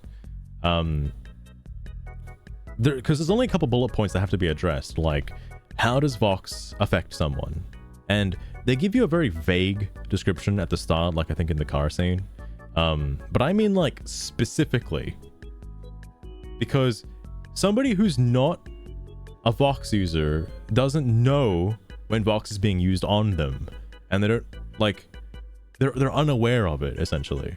2, how long does it persist? Because again, like in the car scene as well, if you block the cop, she's like, oh, it might wear off sometime soon, sometimes later, who knows? Like, what if he's still standing there to this day? And especially in regards to Gnome's gaslighting and other things like normalizing and canceling and hoax and stuff like that, like how long do those persist after they get used? Because that's like something like Discord on the Fred scene, for example. Is everyone else just gonna hate Fred forever now? Or does it wear off eventually? Like, they go to bed, wake up tomorrow, and like, hey Fred, how's it going? And Fred's like, you know, shut down mentally and completely unstable and just shut away from the rest of the crew. And they're like, Fred, what's wrong? And they're like, you guys were mean to me. You're all bullies to me. Or something like that. I'd also like to point out, I wonder if the stuff with the stuff with Liberty was like an afterthought. I want to actually ask that to the Des if I ever get the chance. When I say afterthought, I mean like the phone call with Ziggy and oh my god, I forgot her name. Was it Rosa? No, that's not right. Rosa was the other mum. Holy shit.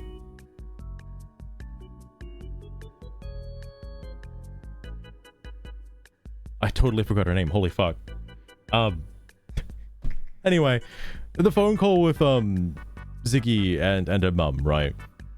I want to know if that was just there to tie up the loose end, or quote unquote, or to give it a happy ending, so to speak. Because I thought you would see them again. You don't see them again. And I wonder if you don't see them again because if that phone call wasn't there and you just take out those small lines of dialogue, it was only like a couple lines, right? Of just Ziggy talking to her mom. If you take those out, then what happened in chapter 2 is completely left up to player interpretation. And I would assume, based on how that chapter ended, they're all fucked. Like, I don't think they made it out okay. Just based on how Justice was heading in there and how Pax was like, yeah, we went into Liberty, got what we wanted, and fucking left in like a wake of destruction. Like, that's just it. Like, I would assume that, yeah, everyone there is fucked now because of that. But no, they had to give it a happy ending because, you know, don't want anybody missing out, okay? That's why I think it feels like an afterthought that they just placed that phone call in there. Because, again, at no other point does Pax's mum ever get brought up again. Like, at any point. It's just that one phone call and, like, that's it. So, what happened, you know? Like, were those really the last goodbyes? Without more context or more content, who knows if they're okay? Who knows if they actually started a new farm? Maybe Ziggy was on the phone call to God, alright? Just, like, fucking handed the phone over. Anyway, sorry, I rambled a little too long there. You see why these take so long? All right, fuck. Claim organization. It's simple logic. If those organizations didn't want to push woke views, they wouldn't give retro games the money. However, there were some YouTube videos that touched the issue, like this one. I don't think I've seen this. This is more accurate substitution. I don't know. I don't know if well, hang on. Nah, I'm not gonna watch it. I'm not gonna watch it. How long is it? We're not watching it. Dustborn. No, we're not. I'm sorry. Midnight's Edge. That's too long for me tonight. I gotta go to bed at some point. What games? If by usual content you mean bashing straight white men, you are correct. Aside from some cringe comments about white Jesus. Oh yeah, that whole thing. But the whole dividing society into oppressor and oppressed groups, double standards in treating different groups of people, justifying deception and manipulation, it's all right there. Oh, true. The problem is with these is I'm too far out of the loop. So these like never occurred to me. Oh well, okay.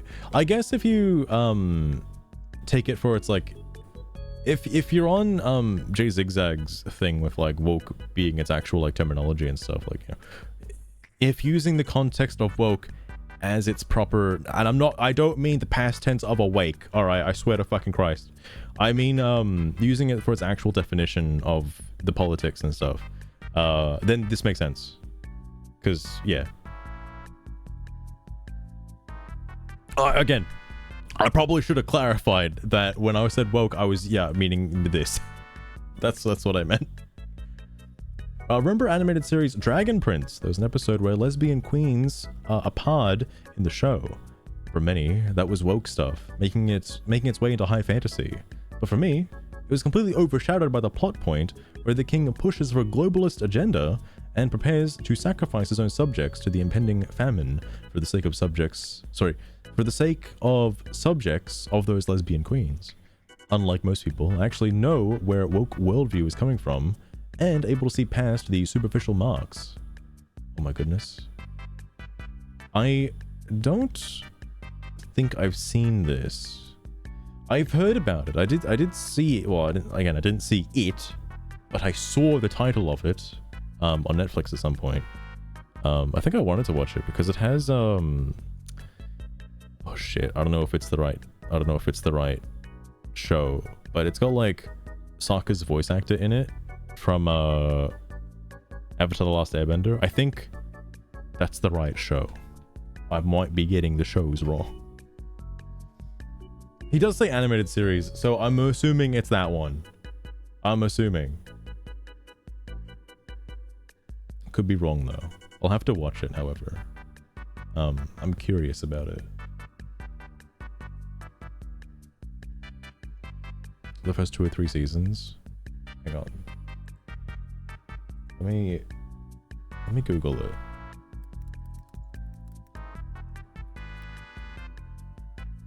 Oh yeah, that was okay. Yeah, that was what I was thinking of. Yeah.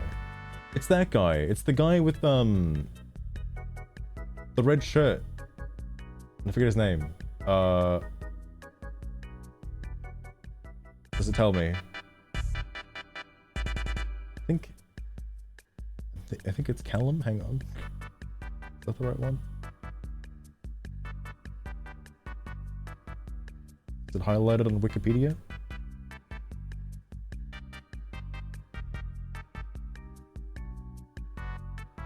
It's not highlighted on Wikipedia. That's the guy though. I think Callum is the one that's voiced by Sokka. Or Sokka's voice actor, I should say. Of which I don't know his name. But that one. How does it have a 100% on Rotten Tomatoes? Like 100%? I've never seen anything with a 100% before. What the fuck? Oh my god.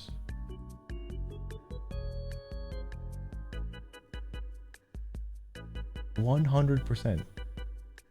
God damn. Shit, I gotta watch it. God damn. Yeah, that's the guy, Gaming Turtle, that's the guy.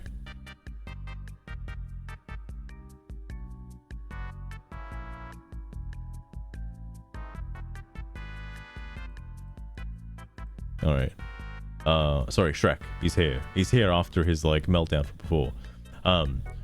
They're just going to deny and say it's up for the user to decide and they're clearly not trying to push an agenda with abilities like cancel and a description of canceling and how it can affect someone. That's not trying to push an agenda, man. Nice song about how your kind won't last. I can only imagine is in direct reference to people like me and Loot Hunter, which is high comedy, as we don't need government funding to exist or last. Your kind would seem to need that to exist. Oh, sorry. There needs to be like a full stop or something here. They need to exist or last.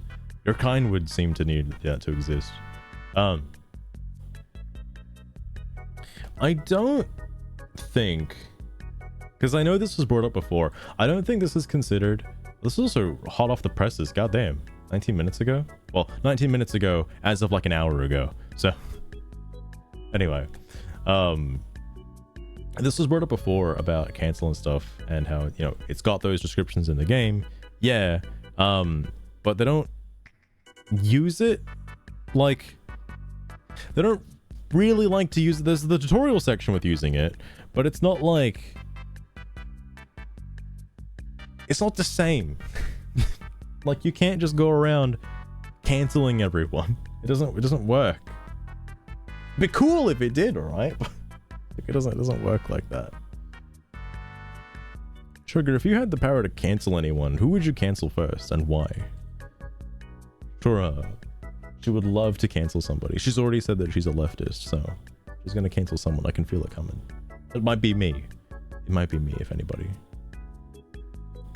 Oh, Master. Also, this would be interesting to see their response to this. It would be the Garukabra. You want to cancel Garu? They've been a thorn in my side. Oh my god. Me, for What? as long as I can drafty recall. I'm so sorry, Garu. I'm so sorry. The criteria for receiving public grants are a part of Norwegian law, and you can read the regulations here in Norwegian, of course, but it should be easy to find a translation tool. Regulation of grants. Version of video.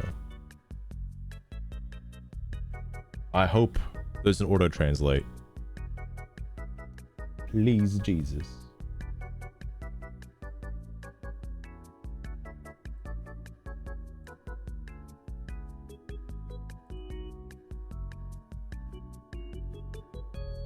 Is it using an AI to translate right now?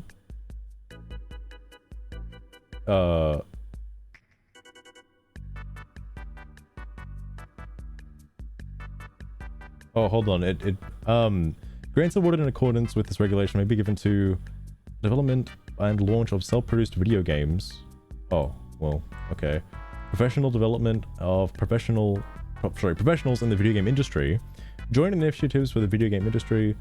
Dissemination measures for video games, and competence enhancing measures for the video games. Hang on, sorry.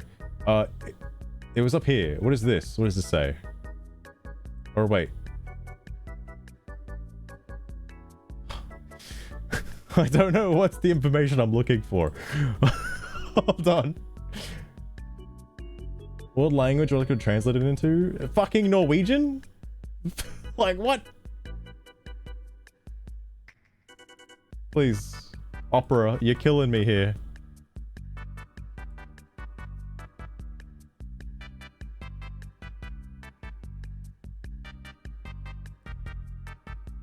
Like English, like translate it into you mother. All right, I think this is what I'm looking for.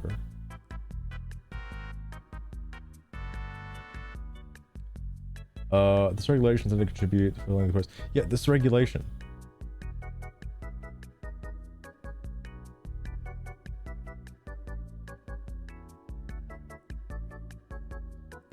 What's the regulation? I need to know what this says. Let's just get the fucking PDF version at this point.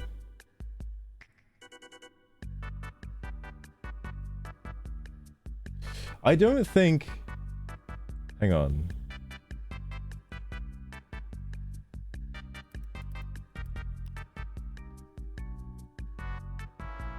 Yeah, sure, I agree. Take my cookies, I don't care.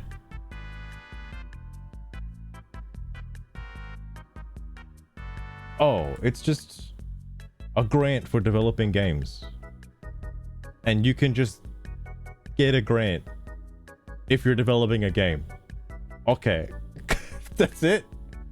That's all it is.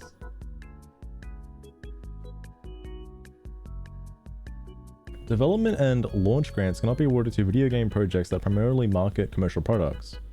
Grants also cannot be awarded to projects that involve training products, educational tools, reference to works and manuals. Oh, okay. So just, if you're working on a game, you can get a grant. There's got to be some like stipulations and deadlines, right? There has to be. That's kind of the thing I'm curious about the most. Not the fact that they got money. I don't really give a shit about that.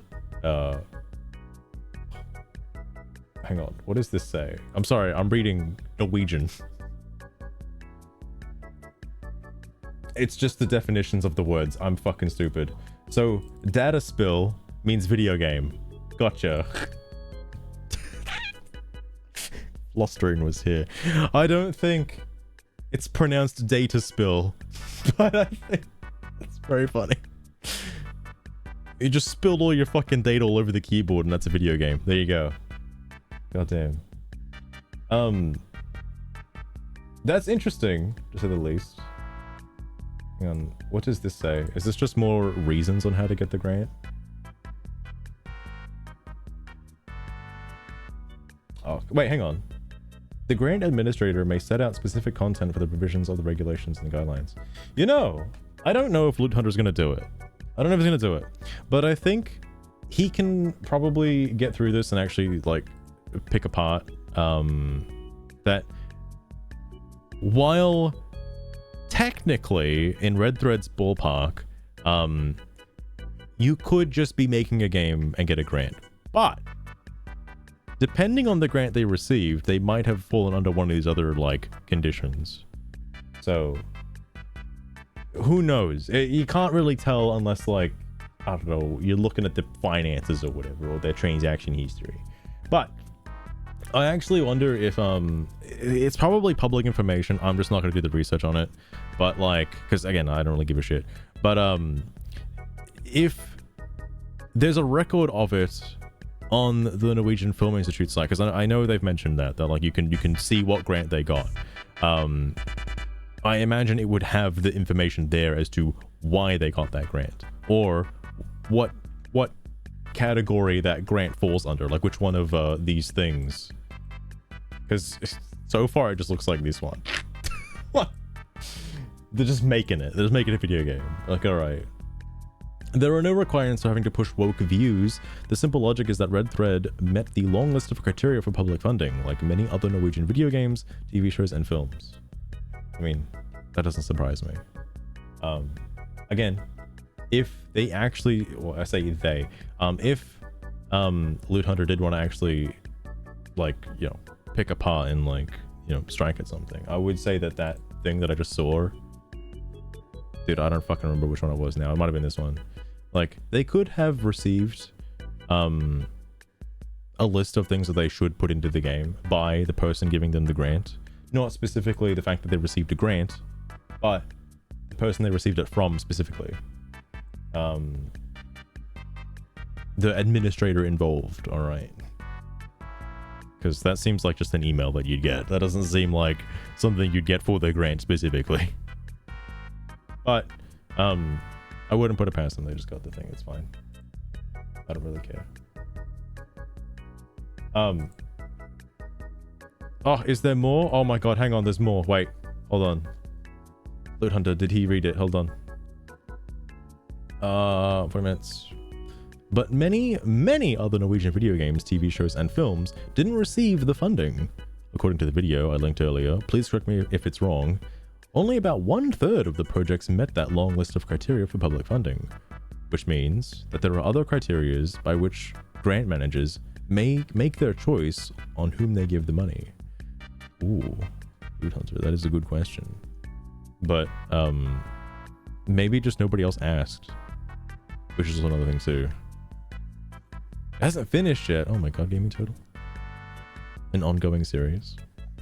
There's a few other things that are ongoing that, like, I mean, I don't know if the Avatar The Last Airbender Netflix adaptation is going to have a second season, but I would like to see the One Piece live action thing some more. That would be cool. No,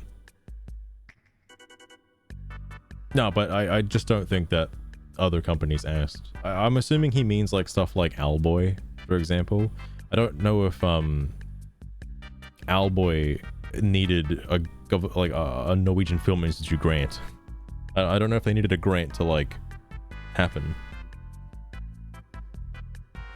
Regardless, anyway, sorry, I'm getting distracted again. I think that was all I wanted to see. I don't think there's any more. No, it's over now. Okay. The last thing I wanted to read, and this is gonna be the last thing for today, is this. So, I'm gonna swap to Marvel Rivals now, because why the fuck not? This is no longer about Dustborn, okay? I'm in the category now, finally. I'm streaming it. Happening. Anyway, I saw this, and I thought this was the funniest fucking shit ever, alright? It's not deleted, is it? Like, I don't think it'd be deleted. I doubt, like, fucking any moderator team's gonna be looking at this. Okay, no, it's still up. Wait. It also hasn't, like, expanded at any point, either. Which is sad to say. I found this, very, very fucking funny. Because I don't think it's true. I think this guy just has to get good. This is a self-imposed problem, alright? I mean, that's fair gaming total. The fucking, I kind of wish the live-action Avatar actually did something different. They tried to do something different. There was one episode where they were like, fuck it, let's just put, like, 3 different storylines into one. And it's like, it's hard to say if it's good or bad, honestly. Like, I don't know about that one, that particular episode. But the other ones were like, I don't know, man. Just like regular Avatar. Oh my god. I thought I died. I thought I actually died for a minute there. I was so scared. No, I stopped. Oh. Enjoy Korra more. Korra is interesting. Because I guess for people who haven't seen Legend of Korra, like, I know obviously all the airbenders are fucking gone, right? And Korra has to like learn how to bend basically from almost from scratch. Like, you got like one guy, the last, not Aang, but another last airbender, right?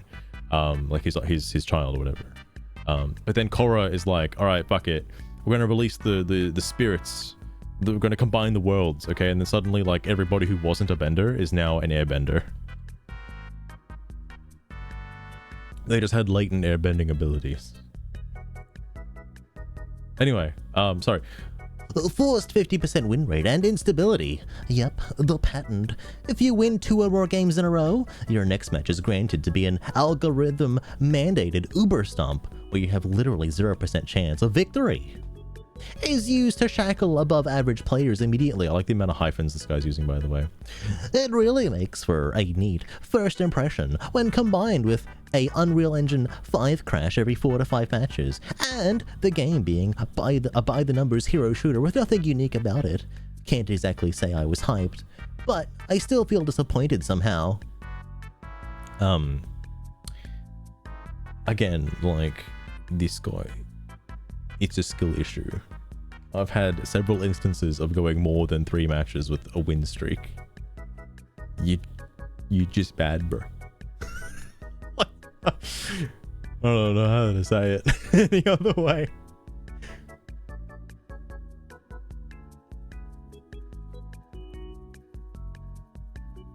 It's just a lot of, oh yeah, fair enough.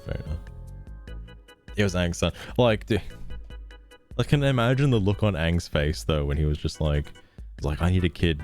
Oh my god, Katara, I need a kid. And it's like, as a kid Kid's not an airbender. Well, shit. Alright, we need to have another kid. Alright, another kid. Kid's a waterbender. Fuck. Alright, need another kid. It's gotta be another airbender. Has to be. Fucking hell. Anyway, sorry, yeah, no, this is ridiculous. The thing I was gonna mention as well is, like, you know, being in by the numbers hero shooter, like, what are you gonna compare it to? Concord?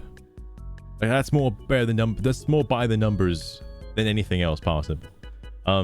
There's some unique things with Marvel Rivals. Like, I would consider Marvel Rivals to be the Overwatch 2 that nobody ever got, right? Like, it's basically fucking Overwatch, but feels like more of an upgrade than Overwatch 2, because Overwatch 2 is just the same game.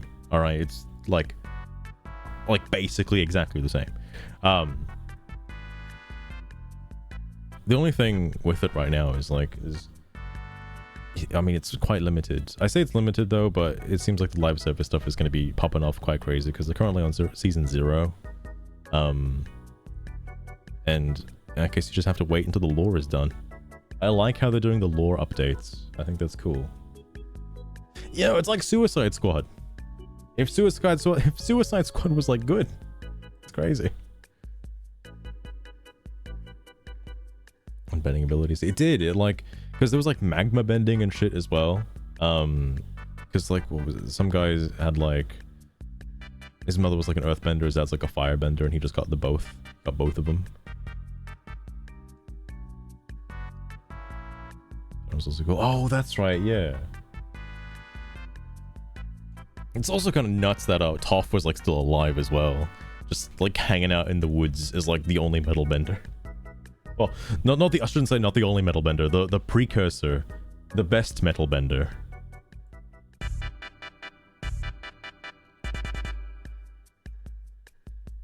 I actually don't know if Korra learned bloodbending at any point.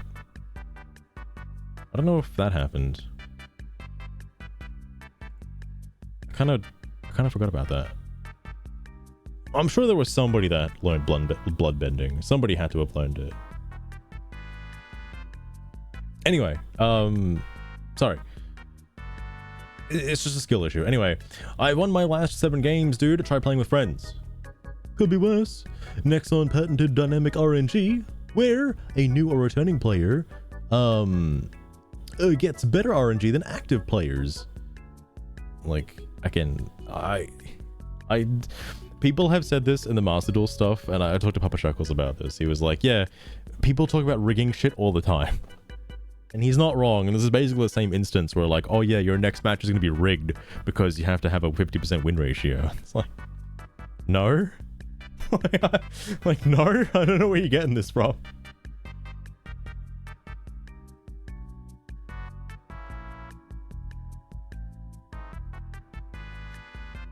Like metal bending. Oh, yeah. Similar to how, like, I don't know if it's called lightning bending. But how that's like a subset of fire bending is that some people can manipulate lightning as well. Does airbending have anything?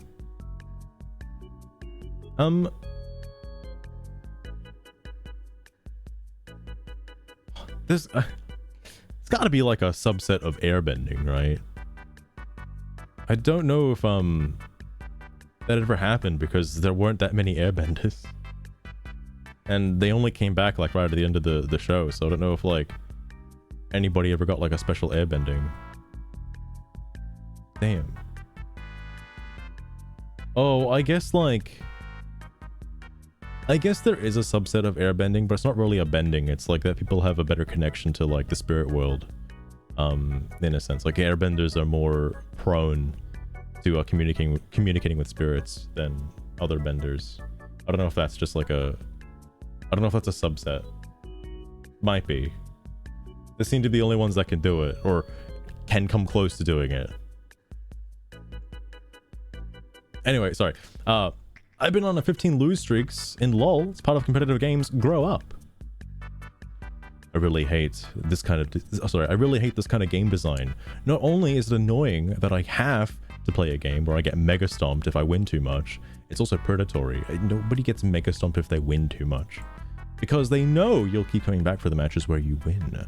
I'd rather have a bunch of those close games than this garbage. Ruins what is otherwise a pretty good game for me. What happens in matchmaking is you get paired up against a team of 6 that are, you know, all in a voice chat together, or either all friends. That's what a mega stomp is. They just have team coordination. That's all. Maybe. It's like, I have both solo queued and played with friends, and like even playing with friends, you still get like, you know when the enemy team is good, all right? You know when they're good. Playing, well, I guess there was a game today with like Regan and everybody. We were the people mega stomping, and like you can feel it. You can feel it because just spawn camping them, and it's like really disgusting. It's like actually toxic behavior, and it's like, well, I feel kind of bad, you know. It's just how it goes, you know. It's just how it goes. There's not really much like you could do about it. I don't know if it was the map that they just didn't have another like entry point for the team to get out of, but like it was just so easy to just kind of win. They didn't even get to the payload. I don't know. Anyway.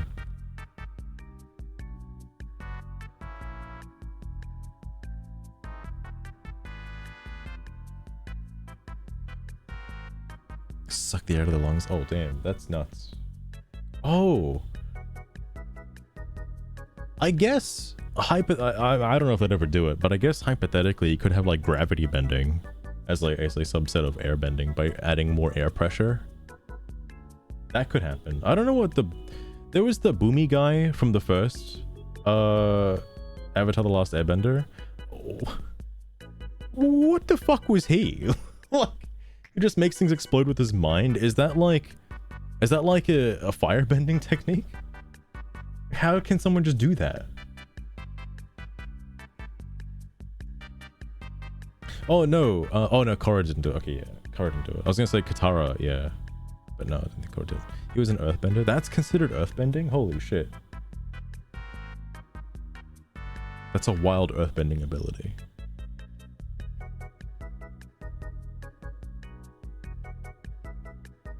God damn. Solutions. Conspiracy unless hard evidence, or just copium. There's no feasible way you can have hard evidence for this. It's like impossible. Unless you just record your gameplay and then show it like, hey dude, my match was rigged, and then it just shows that you're bad at the game. It's like, well, you can see right here. Anyway, the game has literally existed for 5 hours. In what universe is MMR calibrated into, to a sufficient extent to rig matches? The fact that you're... Wait, MMR, like matchmaking stuff? The fact that you're saying this already gives away how big cope it is. So how big a cope it is. I didn't realize at the time that he posted this, the game was already out for like 5 hours. Like, it's probably only played like 5 matches. Please, no, God, no. I am just downloading it and definitely not looking into Meta Sweat's no life people experience. And every like competitive shooter game has Meta Sweats. Like, look at the Master Duel forums, all right? Just check those out. Nobody wants to see any meta sweats, all right? Think of the vaccine. Fair enough. D, the poster guy. Most games have this forced 50% win rate algorithm turned off in competitive. It's unfortunate that you suck so badly at Vidya that you haven't been able to tell the difference, though. How? He's also saying that you suck too, my guy. Like, what? And how do you know that most games turn it off? How do you even know it's on in the first place? You only know it's on because you think it's on when you lose. It's like, shit, I guess they turned it on again. they're fiddling with the modem switch, all right? They're giving me extra lag, bro. What's going on? They're throttling my internet. How are they doing that? Conspirationalist part evidence. He just doesn't know. What is he supposed to know?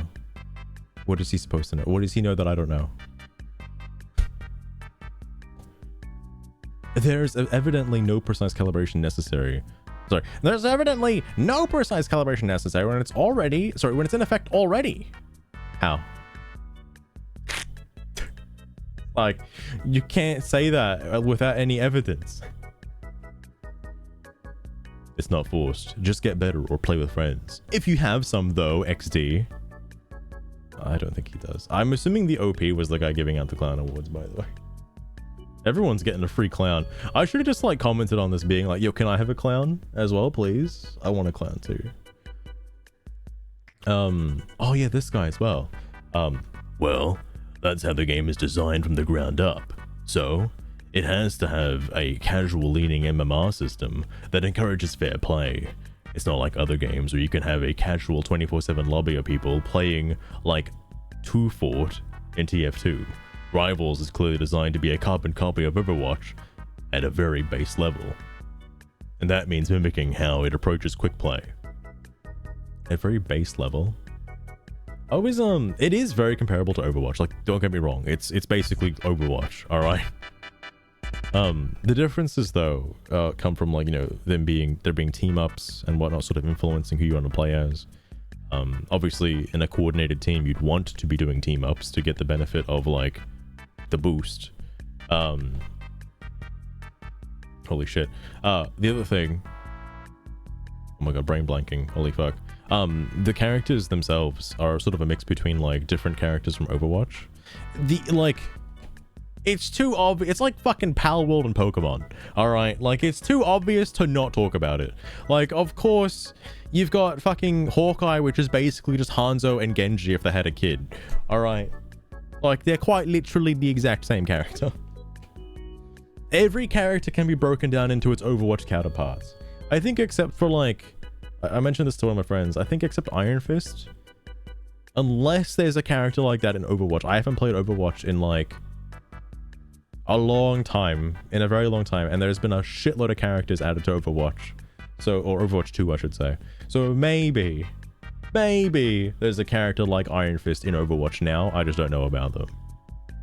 But I don't think there's like an up close melee Bruce Lee character.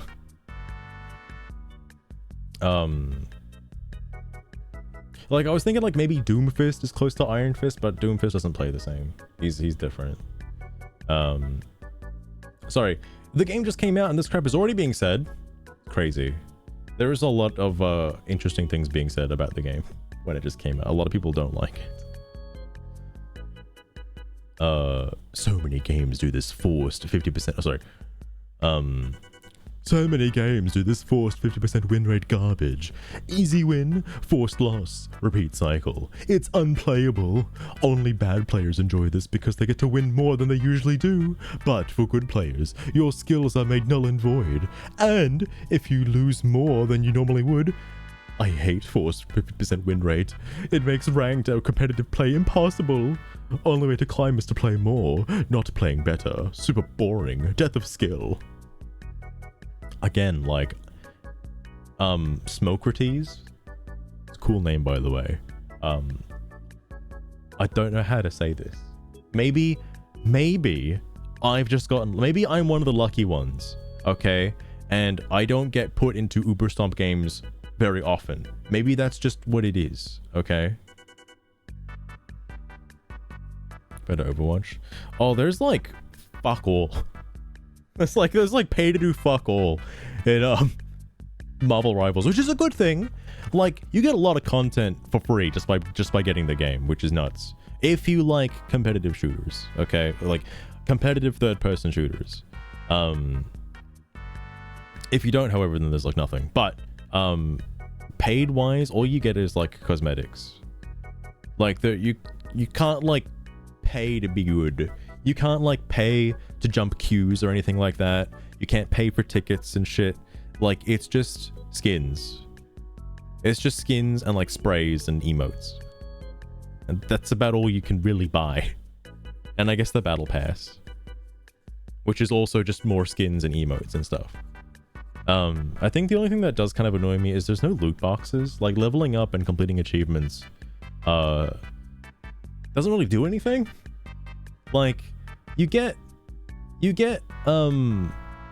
battle pass currency, but that's about it. If there's nothing in the battle pass you want, then there's nothing, I guess. But you certainly don't have to spend a single cent on the game, like, at all, unless you like one of the characters. In which case, maybe I like one of the characters, okay. But anyway, sorry, no. The game doesn't have a 50% win rate. It just doesn't. But again, maybe I'm just one of the lucky ones, okay? Maybe I haven't had my eyes tainted yet, and I just happen to be put on the team that keeps uber stomping other teams. Like, maybe. I don't know. It's weird. It's really weird. Also, it's a really weird way to self-report by saying that. Like, you're automatically just claiming that you have no skill by doing that. Yeah, 50% win rate, whatever. Oh yeah, that means I'm bad at the game, bro. Fuck. Wait, who said that? Why was it deleted? Could be worse. Next time. Oh right, this was before. Yeah, that redacted is in Racing Master. The more you play, the more you lose. It's so boring. I never hit a wall when I win too much. I get a race, which I will hit every wall, and my car doesn't steer anymore. I hate cheating devs. What the fuck? What the hell's Racing Master, bro? I guess, you could compare this to Master Duel. I know people have brought up the whole, well, if you have these cards in your deck, then your opponent is going to be rigged to be using these cards against you, which, you know, that doesn't happen. Like, there's pretty much no rigging at all. I shouldn't say pretty much. There's no rigging, all right? There's just no, all right? You can just get unlucky. That's all it is. Because people have said time and time and time again that, oh, they're doing good, and suddenly the coin toss is never in their favor anymore, and they just keep getting tails over and over and over again. Coin flips in general in online play are just fucked. Like, I honestly feel like they're just fucked. Playing the Pokemon Pocket TCG, I felt so bad for my opponent the other day, because like I genuinely was considering surrendering, because I was like, they have a new event going on, you can get a new badge. I'm like, fuck it, I'll do one match, I'll get the badge. And I just have a fire deck, all right? And yes, it's the fire deck with Moltres and Charizard. What are you gonna do, all right? I used the Moltres ability 2 times, okay? And both times, it was 3 heads in a row. I was like, no fucking way did I just get 6 energy for free. I feel so bad. And the guy I was versing, he was just using like a fucking fighting deck. It was just a normal fighting deck with like Sand Slash and shit. And I was just like, man, this is such a disgusting win. I should just surrender. Like, I feel so bad for this guy. Like, he doesn't need this. This is the kind of shit I would use against a fucking Mewtwo player. Like, holy fuck. That's also True Gaming Total. You don't support Blizzard. A lot of people are attacking Marvel Rival. I shouldn't say a lot of people. A vocal minority of people are attacking Marvel Rivals for having too many sexualized characters in the game. I don't think that's a problem. Alright? Personally, as somebody who likes seeing, I don't know, women, I guess. I think it's pretty good. Also, the male characters look really cool as well, if I'm being honest. Like Moon Knight. I like Moon Knight a lot. He's really fucking cool. Also, he's one of my favorites for DPS. Because he's so, brain dead. Put the arc down. Click one button, you win. 50% win rate. I haven't seen much into NetEase Gaming Total. I don't know if they're like... Yeah, I don't know if they're like Tencent level, in a sense. I know Tencent has some very bad reputation. But I haven't heard of NetEase before, so I don't know what's going on in their background.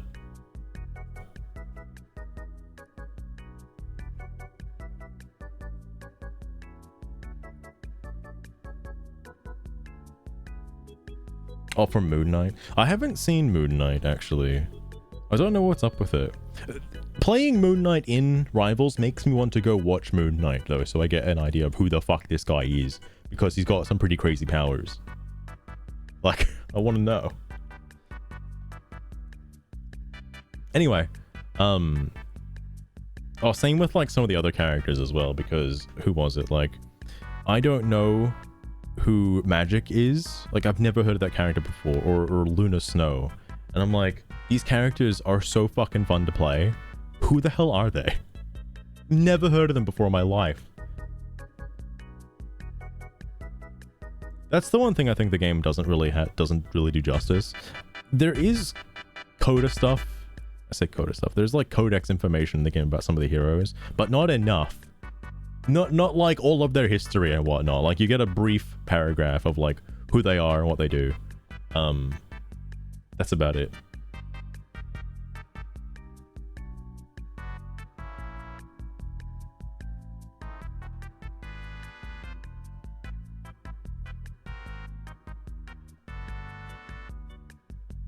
Oh yeah, that's true. Gaming Total. Well, considering how like popular I guess Marvel Rivals is, it wouldn't take long for like information to come out. If there was anything worth digging up, I'm sure someone's gonna find it. Someone's gonna say it. Anyway, sorry guys, talking about racing games. Smoke a cheese, please. All your post does is display your ignorance on the topic at hand. I think he's being pretty accurate. I don't think this is ignorance. I think he wants to have information for the baseless accusation. How is it? All your post does is show that you can't tell. Keck. Oh, please. Not publicly, please. Don't do that.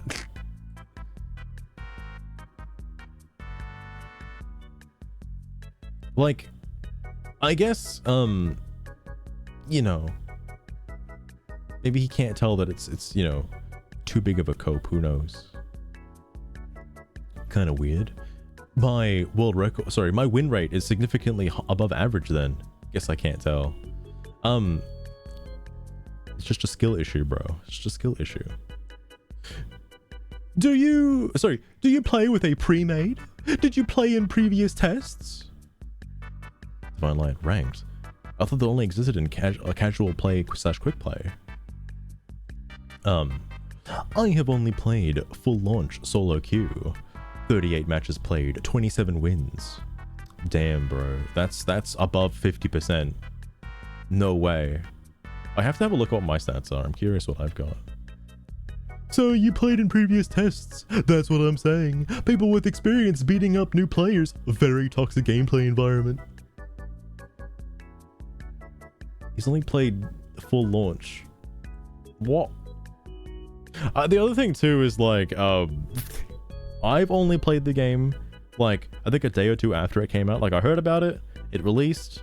I didn't really give much of a shit because it was just an Overwatch clone, and then a lot of my friends started playing it, and I was like, is it good? Is it actually good? And then I got it and played it, and it's like, yeah, it's actually kind of good. It's like Overwatch before Overwatch became bad. Like, it's like the early days of Overwatch, you know, the golden age. And then things got too political. Anyway, and Blizzard was a very bad company. That too. To be fair, I guess I'm also contributing to the toxic gameplay environment of mega stomping other players. Whoops. Whoops. Small problem, I guess. Like, again, you can tell when it's happening, and like, it might just be because the other enemy team is like inexperienced, or is a bunch of like solo queue players that aren't like well coordinated and probably just picked up the game for the first time. Because like, I will admit, maybe it's because I have experience with other competitive shooter games. I don't want to say which ones because I don't want to out myself as a normie. All right, I play Nintendo games. All right, keep that in mind. I don't play competitive shooters. But something I thought was kind of strange. Oh my god, brain blanking again. Because it's still like in its launch phase right now, a lot of the new players who don't know how to play are kind of easy pickings. I hate to say that. It's like loading up It's like loading up Master Duel in rookie tier and then getting matched with somebody who's playing like Red Eyes Black Dragon, and you've got like your meta deck that you've been using for like a while. It's just how it be. It's just a free win. Like, I don't know, man. I'm sorry. Like, because if you count other games as prior experience, then yeah, I guess. Shit. But if Marvel Rivals is the only game you've ever played since you were born, well, fuck. Then it's a skill issue. I can't. Fucking hell. Sorry. What part of I've only played full launch did you read me as having played before full launch? Could be worse. Next on patent RNG. Oh wait, this is the other post. He just quoted it for some reason. They can't call it RNG if it's not random anymore. Okay. It's Nexon. What is Nexon? I don't know what Nexon is. God, maybe they're right. Maybe Nexon is something. I'm not having this issue. Maybe it's self-imposed. Who knows? Who knows? The Dunning-Kruger effect and scrub mentality is strong with many in this thread. Oh my goodness. Yeah, especially this guy, Smokertees. Yeah, everyone who can't spot 50% win rate is not as smart as they think they are. Where are you getting this from? Fucking hell. What is your alternative to forced 50%? You want balanced games, but you're against 50% win rate? Which would actually mean balanced matches? You make no sense. You probably assume that games you win because you're so good. But the ones you only lose because your team was trash. As I said, refer to my first point. I think this came up a lot in Overwatch as well, is like, people think they're really good, but it's like you're like 1 out of 6 people. Like, you have no idea if the other 5 people are good or bad. But like, for some reason, whenever you win a game, it's because you were there. You were the one that got them the win. But then, when you lose, it's not because you lost. No. I'm just repeating what this guy said. Anyway, moving on. I win most of my games. I win most of my games, even in games with forced 50% win rate. Then it's not forced. Forced means you lose. If you didn't lose, it's not forced. Forced wins or losses is never balanced. I make perfect sense. Skill issue. Your first statement makes no sense. What the fuck? Nah, dude, just getting carried and stomped. I had longer win streaks so far. You need to actually be sort of good at the game if you want to keep winning. This is typical in fast-paced team games like this when you're pugging. What is this terminology? I'm not familiar with the competitive scene. I don't know what pugging means. I know what another... I'm not gonna say.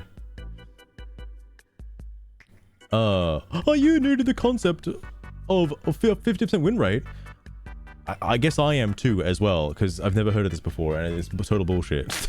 But like, whatever. Hard cope, brother. You say forced wins and losses isn't balanced, but the lack of them is? Again, makes no sense. Lopsided games are anything but balanced. Oh my god.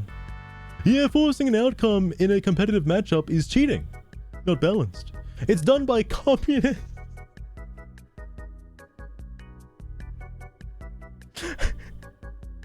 We're back to Dustborn again. Oh, guys, we never left. It's done by communists who hate people with natural born talent. They want to make good players lose and have people without talent beat good players. Because in their minds, being born with talent is wrong. Because they were born without talent. So forced 50% win rate mentality comes from communists. It comes from communists without any talent in life. Where is this coming from? Like,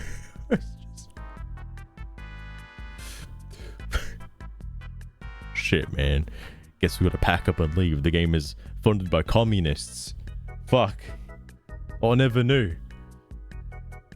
it also is used to make more money.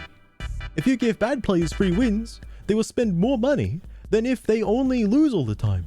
So it's literally jealous, talentless communists using capitalism. How do you determine, okay, here's where the logic breaks, is how do you determine if you're just a fresh player off the streets, right, and you lose a match, right? Does that mean if you select quick play, you get matched with a team of 5 who have previously just won a match? Or do you get matched with a team of 5 with a average above, with an total team average that have an above average win rate? Like, how do you determine that the single player in this group, or the single player in I'm so confused by this, because there are so many people playing all the time, every time. How do you determine if one person has to get put with a specific, in a rigged match with a specific team that is focused on carrying that particular player to get a win? How do you determine that? Because if that was the case, hypothetically, queue times would be significantly longer because they're looking to fill those roles by those people to get that carried win or loss. Like, the queue times are near instantaneous.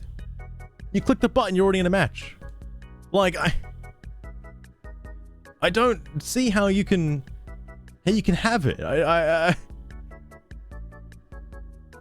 Like, it doesn't make any sense. Also, how would that even work if you're paired with a team of 6 already? Like, you're in a team group of 6. How would you then have a forced loss? Like, what if you're just good? Like, I see. Sorry. If you're good at the game, then you will win all of your forced losses. Right. Then they're not forced losses then. Like, I don't get it. I don't get it. I'm sorry. I don't follow the logic. You bricked me. I'm all bricked up. Am I using that term correctly? I'm joking. So it's literally jealous, talentless, communists using capitalism. What the fuck, man? How can... Sorry, the streams are crossing now. I'm so out of the loop. I'm so out of the loop with like politics in general. But I thought communists directly oppose capitalism, like as a whole, like fundamentally. Isn't that like just going against it? How can communists be using capitalism as a means to fund their communism? That doesn't make any fucking sense. What? It's like I just started learning politics the other day and now it's completely shattered. Like anything I've ever learned is gone.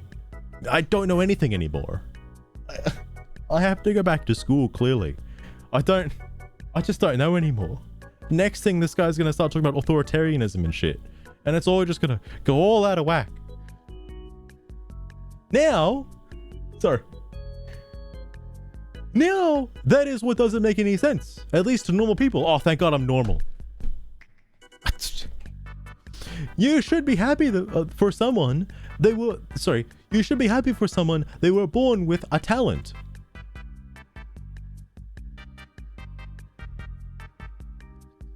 Look, it's like 3 a.m. It's like 3:30 in the morning. You should be happy for someone they were born with a talent. I know he's missing like a comma there. He's like missing a comma like here. You should be happy for someone if they were born with a talent. Or if they were born with a talent, you should be happy for someone if they were born with a talent. Not try to take it away from them. So good to have good internet now. Goddamn gaming total. I'm so glad this guy responded to this. Holy fuck. Have fun improving instead of blaming mythical factors moving forward. It may be a hard pill to swallow that you aren't good as you think you are, but it's a part of growth if you're interested. No, he said he's not bad. In the previous post, he said that he wins all of his losses. It's so stupid to say that out loud. Like, no, Highlander Pony, you missed it. He said He said he wins them all. So he never loses. He's got like 100% win rate, all right? Because he never takes the forced loss. They're not forced losses if you win them, all right? That's the big 5-head moment, all right? His logic doesn't make any sense even to himself. Like, where is he getting this from? You didn't understand my explanation. Tell me what part so I can make it easier to understand for you. I am a 0.1%. I read ahead a little bit in my head and I'm like, no fucking way that he said this. I am a 0.1% gamer in my favorite games. I'm happy you were worried about my skill level, but you don't have to. I am already really redacted good at games if I enjoy them. Oh, like, you know what I'm gonna say? You know what I'm gonna say? It's like, so you don't enjoy the ones you're bad at. Wow. That's really telling. Oh my god. No way. It's almost like someone may say that you have a skill issue. But don't worry. Don't worry. He's in the top 0.1% of all the games he's ever played. All right? He's a real gamer. He's an anomaly in the gaming sphere. All right? He's one of the god gamers. This is the stupidest shit I've ever fucking heard. Why do you give this guy clown rewards? He is correct. What do you mean? Tony, what are you talking about? What? I think your team might have just DC'd, bro. What? The fuck is he talking about? I think that's just unfortunate, my guy. Like, I don't know, man. I have never ever in my life seen a match like that, and I've played a fair few so far. Probably about as much as the other guy. This is my game after 2 wins in a row. That was not your game after 2 wins in a row.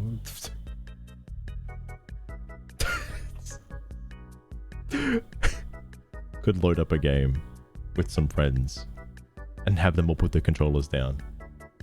Take the forced loss and then post a screenshot about it. Like, guys, check it out. It's a forced loss, bro.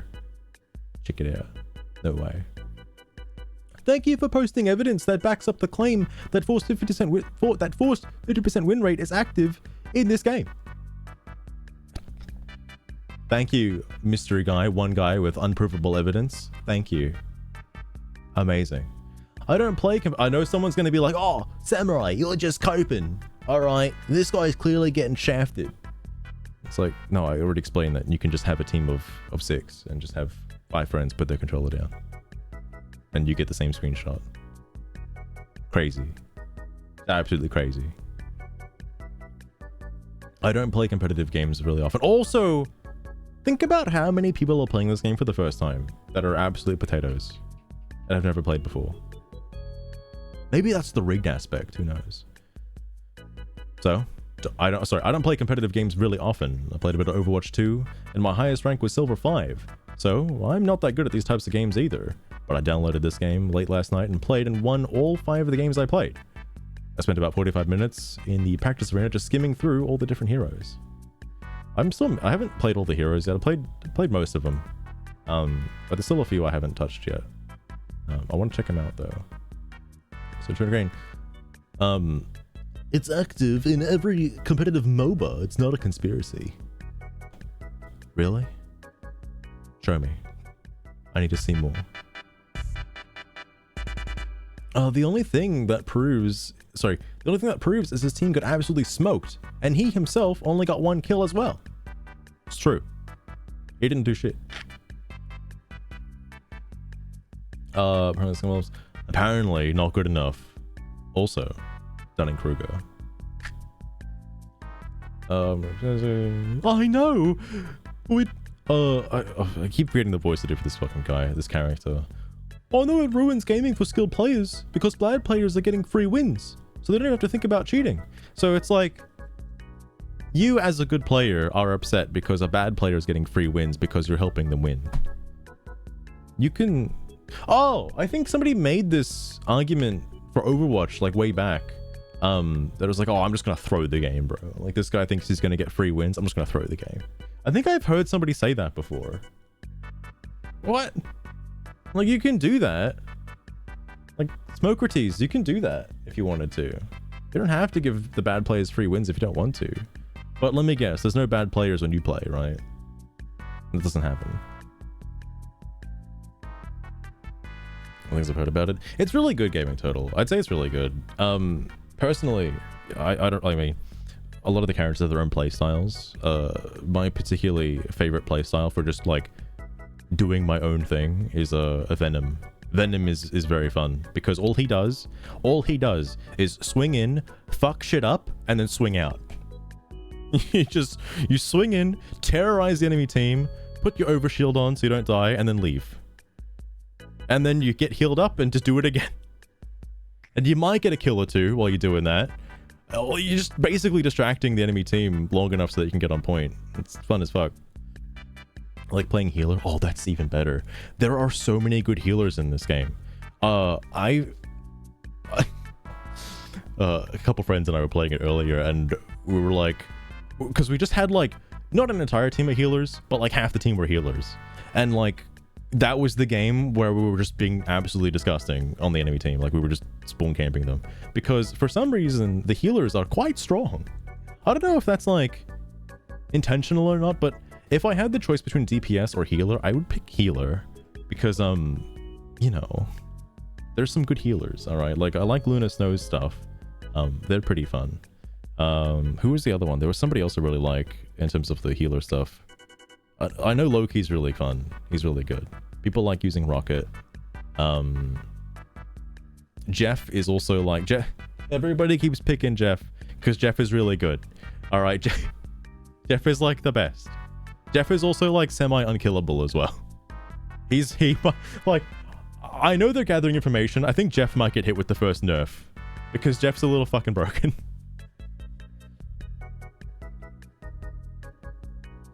Oh yeah, you're not wrong, Gaming Turtle. Like something like Mercy, for example. Like Mercy does the, you know, heals and buffs, right? Like they give the damage boost and they give other... So many other characters can give damage buffs in Marvel Rivals. It's really nice. Like Mantis, for example. Mantis is fucking huge. A lot of people like Mantis. I wish I was better with Mantis because Mantis is really good. Because you just give everybody damage buffs and you're just good to go. Give yourself a damage buff and you just start killing everybody. But like, that's the thing. So Mercy is good at healing and damage boosting, but not so good at dealing damage herself. Like, yeah, Mercy's got a gun, but can't really do anything about it. Somebody like, holy shit. Somebody like Mantis, on the other hand, is also really good at dealing damage herself. Pretty much like probably on par with a DPS character. Like, just buff yourself and then just go ham. Which is nuts. Absolutely nuts. The Paladin guy in Overwatch. I think his equivalent in... Oh, actually, it's hard to say. I know the guy you're talking about. Reinhardt is his name, I think. He doesn't have a direct counter, but his abilities are split between two other characters. I think like Doctor Strange or Magneto has his shield. I think he's more closer to Magneto, actually. Because he's got that like force field in front of him. But then so does Doctor Strange. But then you have somebody like Magic. Magic has like a melee swing. Like Magic has the sword and stuff. Magic is also really fun. I just recently learned how to play as Magic, and Magic is really cool. The only reason why I learned how to play as Magic, by the way, is because I played as Magic originally. I was like, oh, this is cool. This lady's got a cool sword. I like cool swords. And it's just a melee character, right? Used them. They were slow as fuck and I didn't like them. So, put her on the back burner. Never touched her again. However, earlier today, got faced up against a Magic. And this Magic was like moving at the speed of light. I was like, how is this Magic so fast and completely decimating our team? Who is this Magic user? Granted, their magic, they've been playing for a long time. I think after the match, Regan looked them up. They had like a lot of hours on magic and had like all of the unlocks for magic. It's like, okay, they really like magic and they put a lot of time into magic. And yeah, after looking it up, it turns out you can actually make magic move really fast and like is kind of nutty in close quarters combat. So yeah, you just have to like get good at comboing her abilities, chaining her abilities together.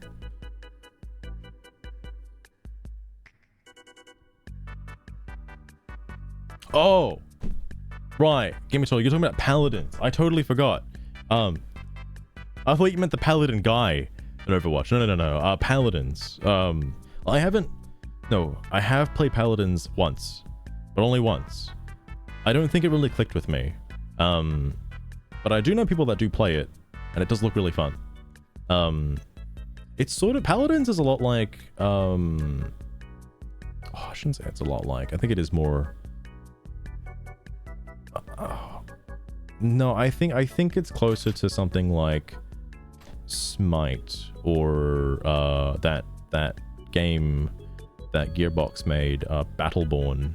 Not to be confused with Dustborn, Battleborn. I briefly played Battleborn as well.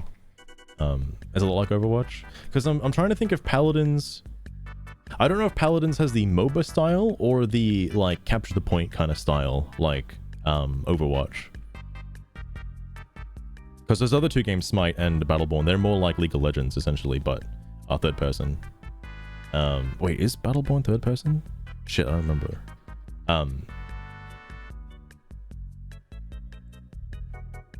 Oh, okay, then yeah, Paladins is basically Overwatch. But no, Team Deathmatch. Oh, fair enough. But no, Marvel Rivals is pretty good. They're, like, I would say that some of the characters do better on mouse and keyboard than others. There are definitely controller characters, for lack of a better term. Because, I was trying to think. Somebody like Iron Man, for example. I would say Iron Man is a bit of a controller character.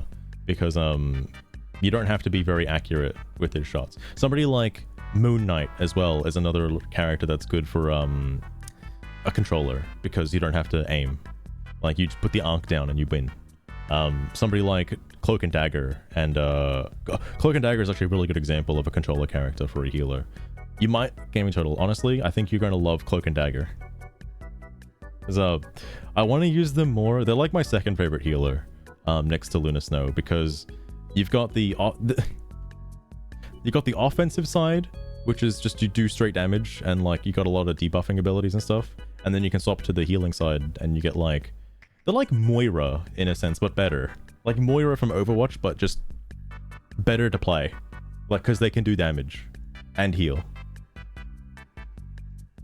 There's also the other guy too. I don't use him very often, but he interests me, and I probably will play him if somebody else is playing. Who the fuck is the character? Like Star-Lord. If somebody's playing Star-Lord, I probably will play him. He's the guy that can revive himself when he dies. He's really strong, but his trade-off is that he doesn't heal very easily. He's got like one healing button, and that's like a 20-second cooldown. But his trade-off is that he can revive himself on a 2-minute cooldown. So like you could theoretically stay alive forever, and that passive gets transferred to Star-Lord as well, so Star-Lord can revive himself, which is pretty cool.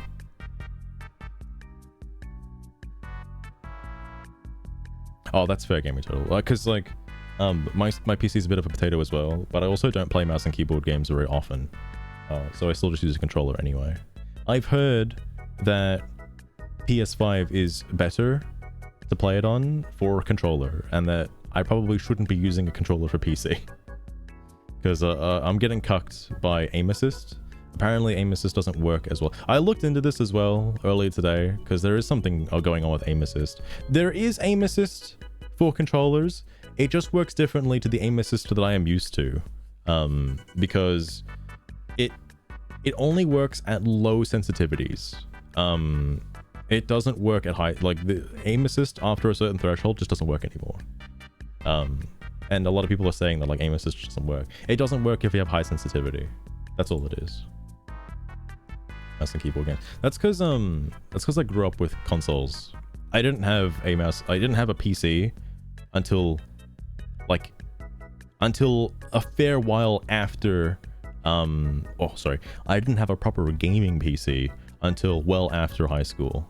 So a lot of my early gaming career was on consoles, which is why I prefer controllers. That makes sense. I'm sure if I was around playing like Halo or Half-Life or something back in the day, I probably would prefer mouse and keyboard. I struggle. That game I was playing the other day, Atlas, with Buttony, I mentioned in that too, I still struggle with like using numbers to like activate hotkeys for MMO. That's why I'm liking Path of Exile 2, because you can use a controller and it's really, really, really fluid on controller. So I'm liking that. All right, but anyway, I'm getting distracted. Point is, game's got a lot of good characters. The team up stuff is also really cool. Playing as, if there's a Wolverine on the team, playing as Hulk is fucking funny, because the team up is just you pick up the Wolverine and you just yeet him at something, at anything. You just throw him at something. It's so fucking funny because no matter what the Wolverine is doing, you can pick him up. You can take him. It is hilarious. But the team ups are like, it was mentioned earlier in this thread that like, oh, it doesn't do anything unique. I think the team ups are unique enough to set it aside from other games, because some of those team up abilities are pretty crazy. They are pretty game shifting. Like again, like other characters getting a revive. One of them, Hawkeye's after image ability gets transferred to Black Widow if Black Widow's on the team, and Black Widow just has that on a cooldown, which is nuts. Considering, granted, it's not as powerful as Hawkeye's, but Hawkeye's, that's his ultimate. To have that on such a short cooldown for Black Widow is insane.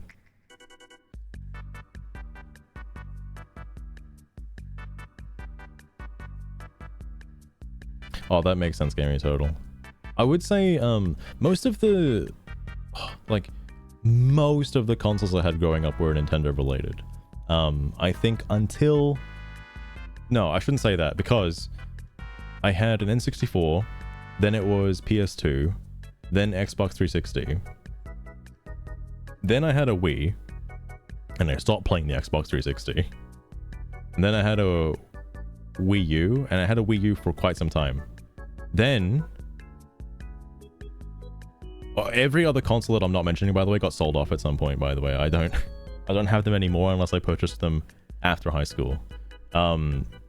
Then obviously there's the handheld consoles. I never had a Vita. I never had a PlayStation Portable. I didn't have those. I was jealous of them because a friend of mine had them and there were some cool games on there. Never got it though. I just had a 3DS. That was about it. But the funny thing is though, and this is probably a decision I made that was not good, is a lot of my friends at the time had PlayStation 4s. Because the only PlayStation I had was a PlayStation 2, and I didn't have many exclusive PlayStation 2 games for it. I just had like GTA and stuff. I know, I was a kid playing GTA. How crazy is that? I played more on the 360 and was more concerned about my 360 save file that I got an Xbox One before getting a PS4. And I say before because I ended up trading in that Xbox One for a PS4. And the reason for that was to do with Monster Hunter World. Well, there was another reason, but it was before the release of Monster Hunter World, and then I'm glad Monster Hunter World came to PS4 because I just got it on that. It was for Project Diva, by the way. I was in my Vocaloid phase, and I was like, wow, there are a lot of Vocaloid games, but only for PlayStation. So yes, take my Xbox. I want to have a PlayStation. And then after that, then I just had everything. Because at that point, that's when I started making my money and I could just buy anything I wanted. So that's when I got other consoles. Now I have like Xbox One X, PlayStation 5, and Switch. Actually, I think that's about it. Nothing else. Most of them are paperweights.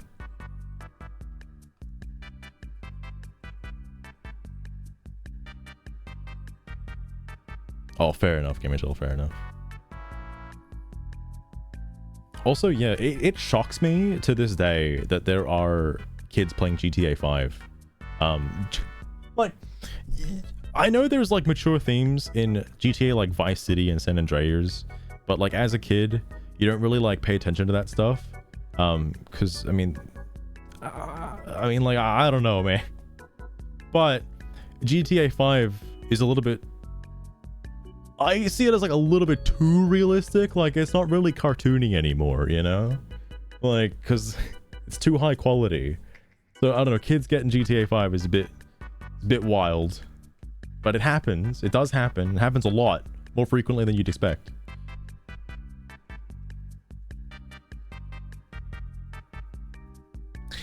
Oh yeah, that's the other thing, Gaming Total. That's why I don't have what is it? What's the current one?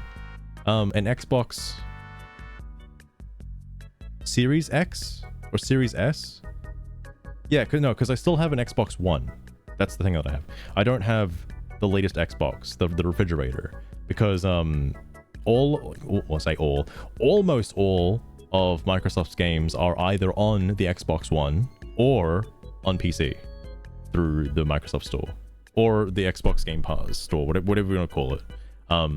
That's why I never got one, because I didn't need it. However, PlayStation, on the other hand, does still have exclusives. Like Ratchet and Clank, for example. I know it's on PC now, but it wasn't when it came out. So there are still like exclusives for PlayStation 5. Not a lot, but there are some, and it's enough to warrant having a console, I would argue. But I guess if you don't care too much about it, it seems like those games do come to PC eventually, just not straight away. Like the Persona series, for example, ended up becoming a multi-platform game, granted after a certain point. I think it was like after Persona 5, Atlas was like, what do you guys want to see next from the series? And the most voted answer was to have the game on other platforms, and well, they did it. They did that.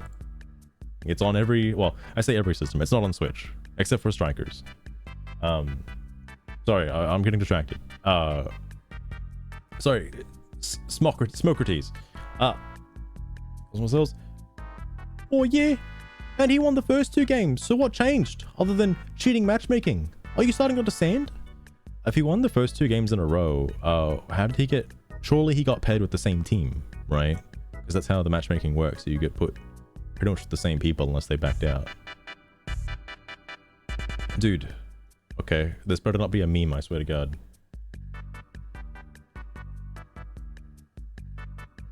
What is this? Sorry, hold on, my eyes. They are deceiving me.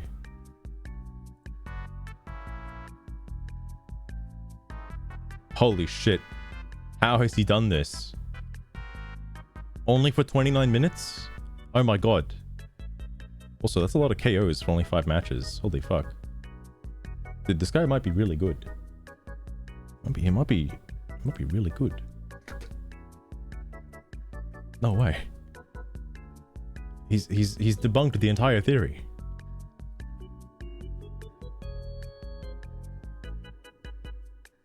The controls are shit. I don't think they aged very well. I know they were fine when they came out.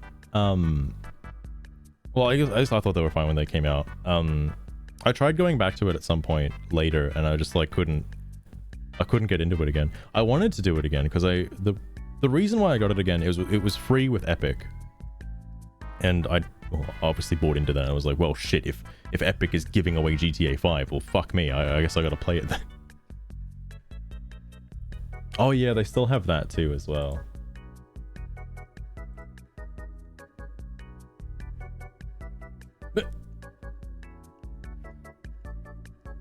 But supposedly GTA 6 is coming out sometime soon.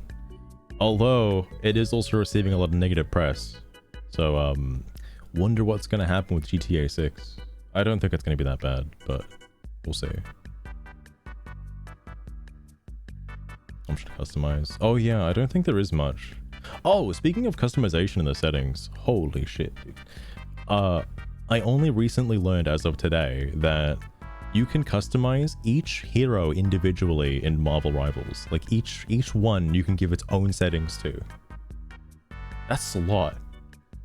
And that you can customize your crosshair as well, which is very handy. Oh, because people found out that Rockstar is woke and has been woke for some time and think that GTA 6 is going to be like mega woke, which it might be, but that's not really a huge like turn off for me because I don't think it's going to be woke in that sense. But the main thing that people were talking about is that they have you could say unnecessary job employment for certain people where all their goal is to do is to tell people that they're racist and that they shouldn't be racist, and that's their entire job career, is to tell them they're not racist. And those people are working at Rockstar and it's like, why? Like, I think the entire like that's the thing, like I don't think it's gonna flop because no matter how many people say that it's woke, so many people like GTA 5 that GTA 6 is like an instant purchase for them.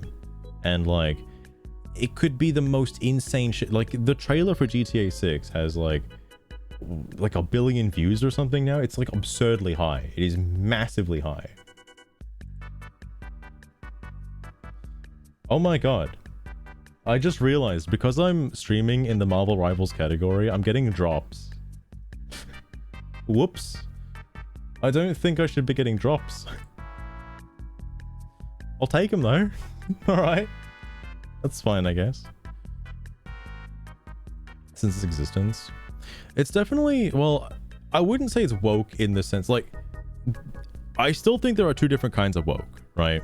There's the traditional term of woke, like the straight, you know, what it means in the dictionary, right?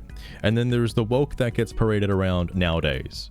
I think that the GTA games have been woke in the sense that they do push societal norms, okay? I do think that they're progressive in that sense. Not that they're trying to push a certain ideology onto the players. I don't think they're that kind of woke. There's like woke and extreme woke. I don't think it's extreme woke. Similar to Dustborn, how like I'd say it's regularly woke. Like it's a low tier woke. Versus like Veilguard, which is like the extreme woke.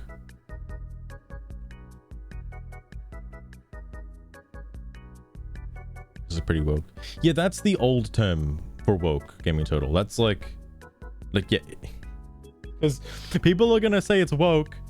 And granted, I mentioned it earlier in the stream, but like Jet Set Radio is technically woke as well. Like, I love Jet Set Radio Future. You could also say Bomber Cyberpunk is woke, technically.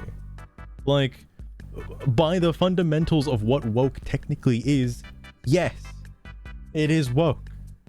But because the same term keeps getting used for the other games that are failing, because they're quote unquote also woke, it's not the same kind of woke, and that's why it suffers from having the same term as woke. I don't think woke is the right word. Propaganda would be a much more applicable term to the failed games stuff, so to speak. All right, look, I'm not pointing any fingers. All right, but like that's different than pushing societal norms. Okay. At least in my opinion anyway. Sorry, 4 straight until the game crashed my PC because of memory leaks, even though I have 32 gigabytes of RAM. That's a shame. The game has never crashed for me, by the way. It hasn't yet. Not on PC anyway. Good enough, Dunning-Kruger? Yeah, we talked about you before. Sorry, we talked about you not being able to detect forced 50% win rate, and that is you experiencing the Dunning-Kruger effect. 0.1% of the game are not good enough for you? You have to be the best in the world then. Tell me your ranking in your best PvP game, please. Oh shit, he's getting out the credentials. Oh fuck. Smokrites is gonna look him up in the gaming database. Exceptions prove the rule. How? How? What do you mean? Smokrates, do you not see how that's a problem with the rule in question? You really don't see the forest from the trees. It's an incredible social experiment. Oh my god, Highlander Pony with the proverbs. You are not able to detect forced 50% win rate. I'm a 0.1% gamer in games I try hard. Which of these statements do you have issues with? I'm trying to understand you, bro, but you're not making any logical sense. Do you want to talk about your feelings? I don't care about those. I like facts. I'm trying to... He's like debunking himself. What do you mean facts? There has been no facts. I think he's just talking about his own feelings. I've learned a lot about Smokrates currently. I think he's smoking pretty hard right now, honestly. This is hilarious to me, just out of context. This is the funniest fucking shit on the planet to me. Because, yeah, I too am a top 0.1% gamer in games I try hard in. It's just a shame I've never tried hard in anything in my entire life. What a problem that is. Fucking hell.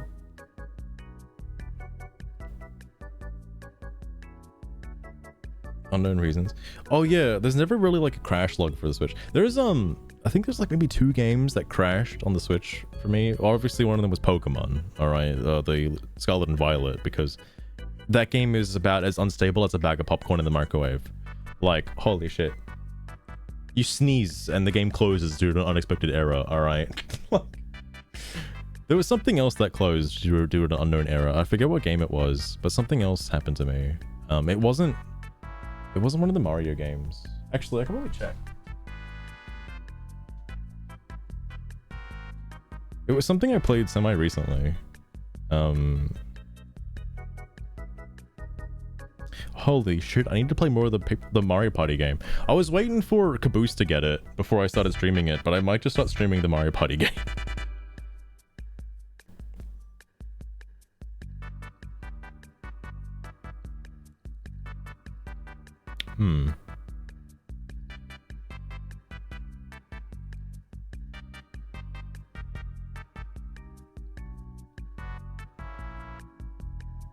Shit, I don't remember.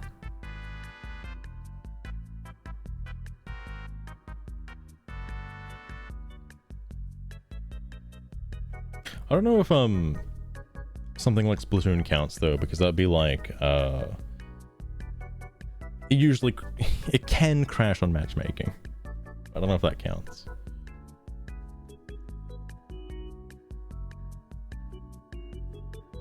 Oh, fair enough, gaming total, fair enough.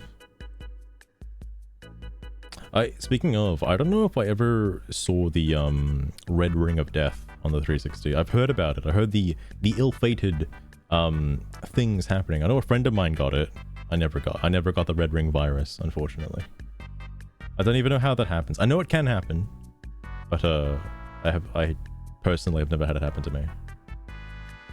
Anyway, just wants to understand him. Crash unexpectedly.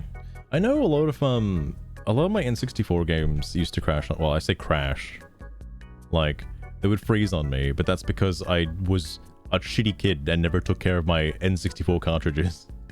They were very, very terrible. I was the kid who's like, oh yeah, just blow on it, bro. And later in life did I realize that blowing on it is probably what made it worse in the first place. Like, well, shit. Anyway, it's rigged for sure. I have almost 40 hours played and 50% win rate, and I'm not a beginner in these types of games. Also, I have 5 friends who are far better than me, and all of them have 50% win rate. It does not matter how good or bad you are. If you win 3 games, you will lose 3 games next. If you lose 10, eventually you will lose 10.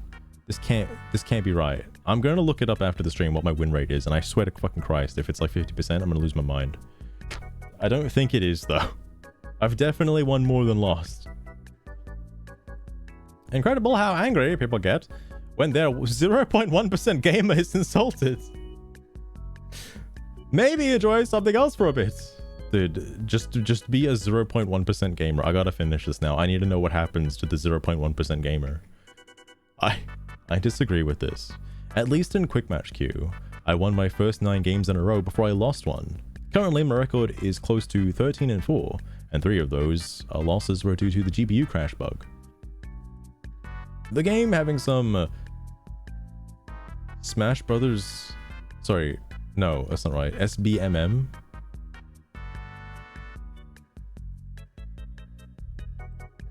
Oh, I don't know what this means. And the game having a forced 50% win rate, or win-loss rate, are 2 slightly different accusations. Oh, okay, right. I've seen this icon before.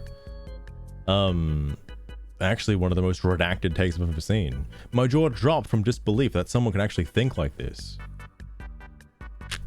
What, that losing is okay? What?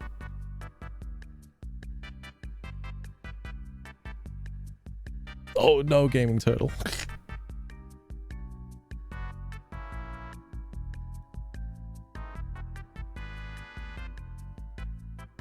Oh yeah, fair enough, fair enough. I do know, well, actually I don't know about now, but actually it depends on who you sell it to, because I know some older-ish games do go for quite the pretty penny, especially DS games. I don't know what it is about DS games specifically, but those things, they're like gemstones now, basically. Trying to get like a copy of Pokemon Platinum is like $200. Or Pokemon Mystery Dungeon Explorers of Sky. That shit's expensive. Jesus Christ.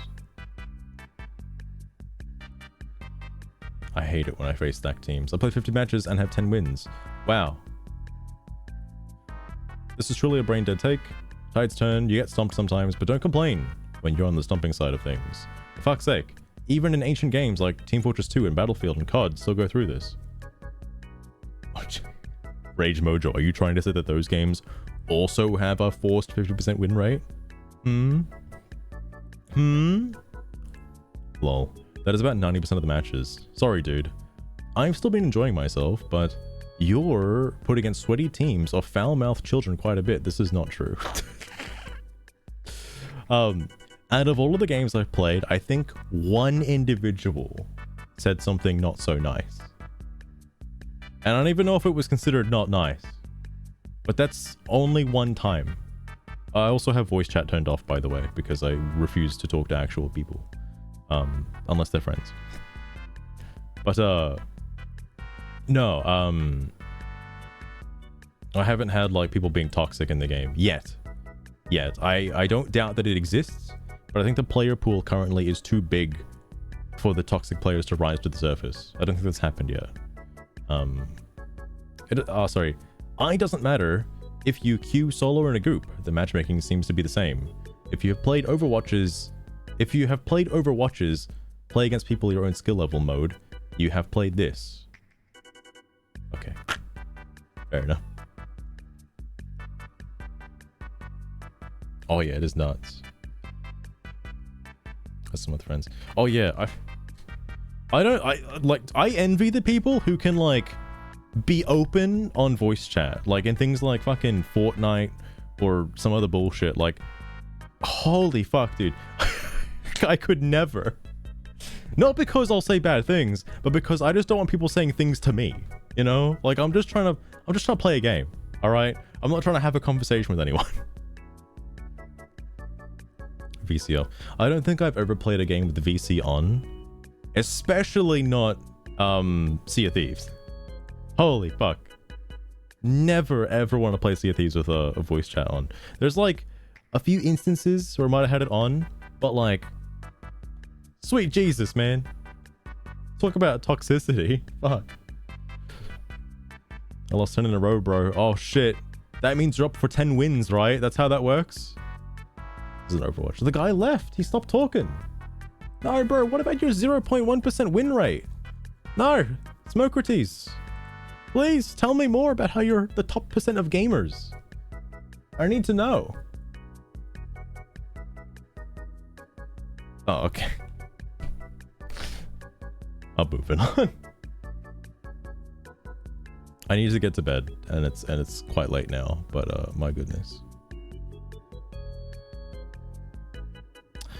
That's interesting, Gaming Total. It's if you're in the Sea of Thieves Discord, it is easy to get into not only a lobby with, you know, nice people, but also a server with nice people as well.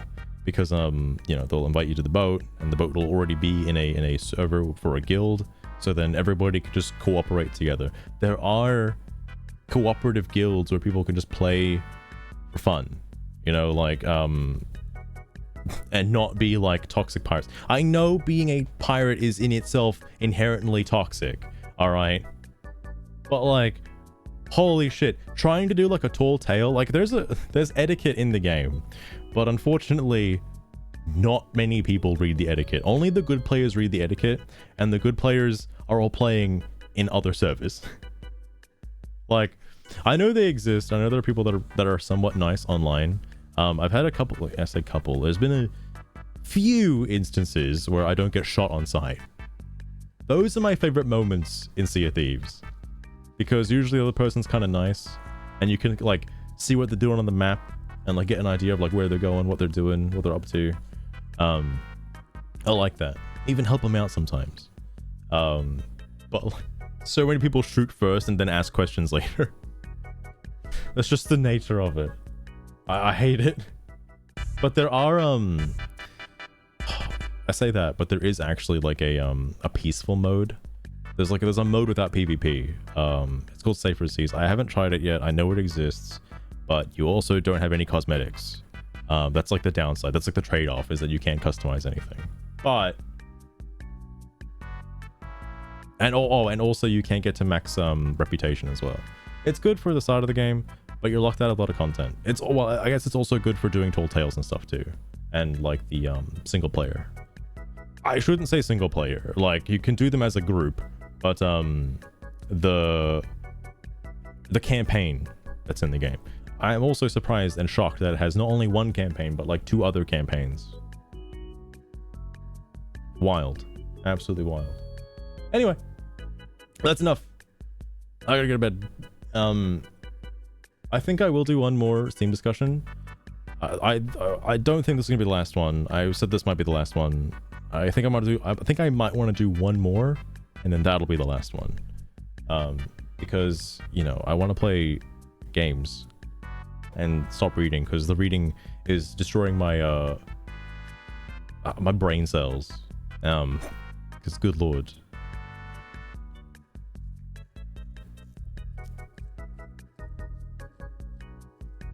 Attack on sight. That's Gaming Control. That's normally what the flags are for. In the top, like top of your mast, you can set a special flag that you want for cosmetic purposes. Etiquette wise, and again, like shit, you know, etiquette wise, certain flags do mean certain things to some players, but not all players. Like, I think there's a flag specifically for people who are doing tall tales. So anybody who spies that flag would be knows like, oh, well, don't attack them because I don't have any fucking loot. And it's just like annoying if that happens. Which personally, yes, I do find it very annoying if you're doing a tall tale and somebody attacks you because, well, they just wanted to attack you, and then sets you back like several hours of progress. Just really cool, alright? Such a cool thing. But anyway, that's gonna have to be the end for tonight. Hope you guys enjoyed.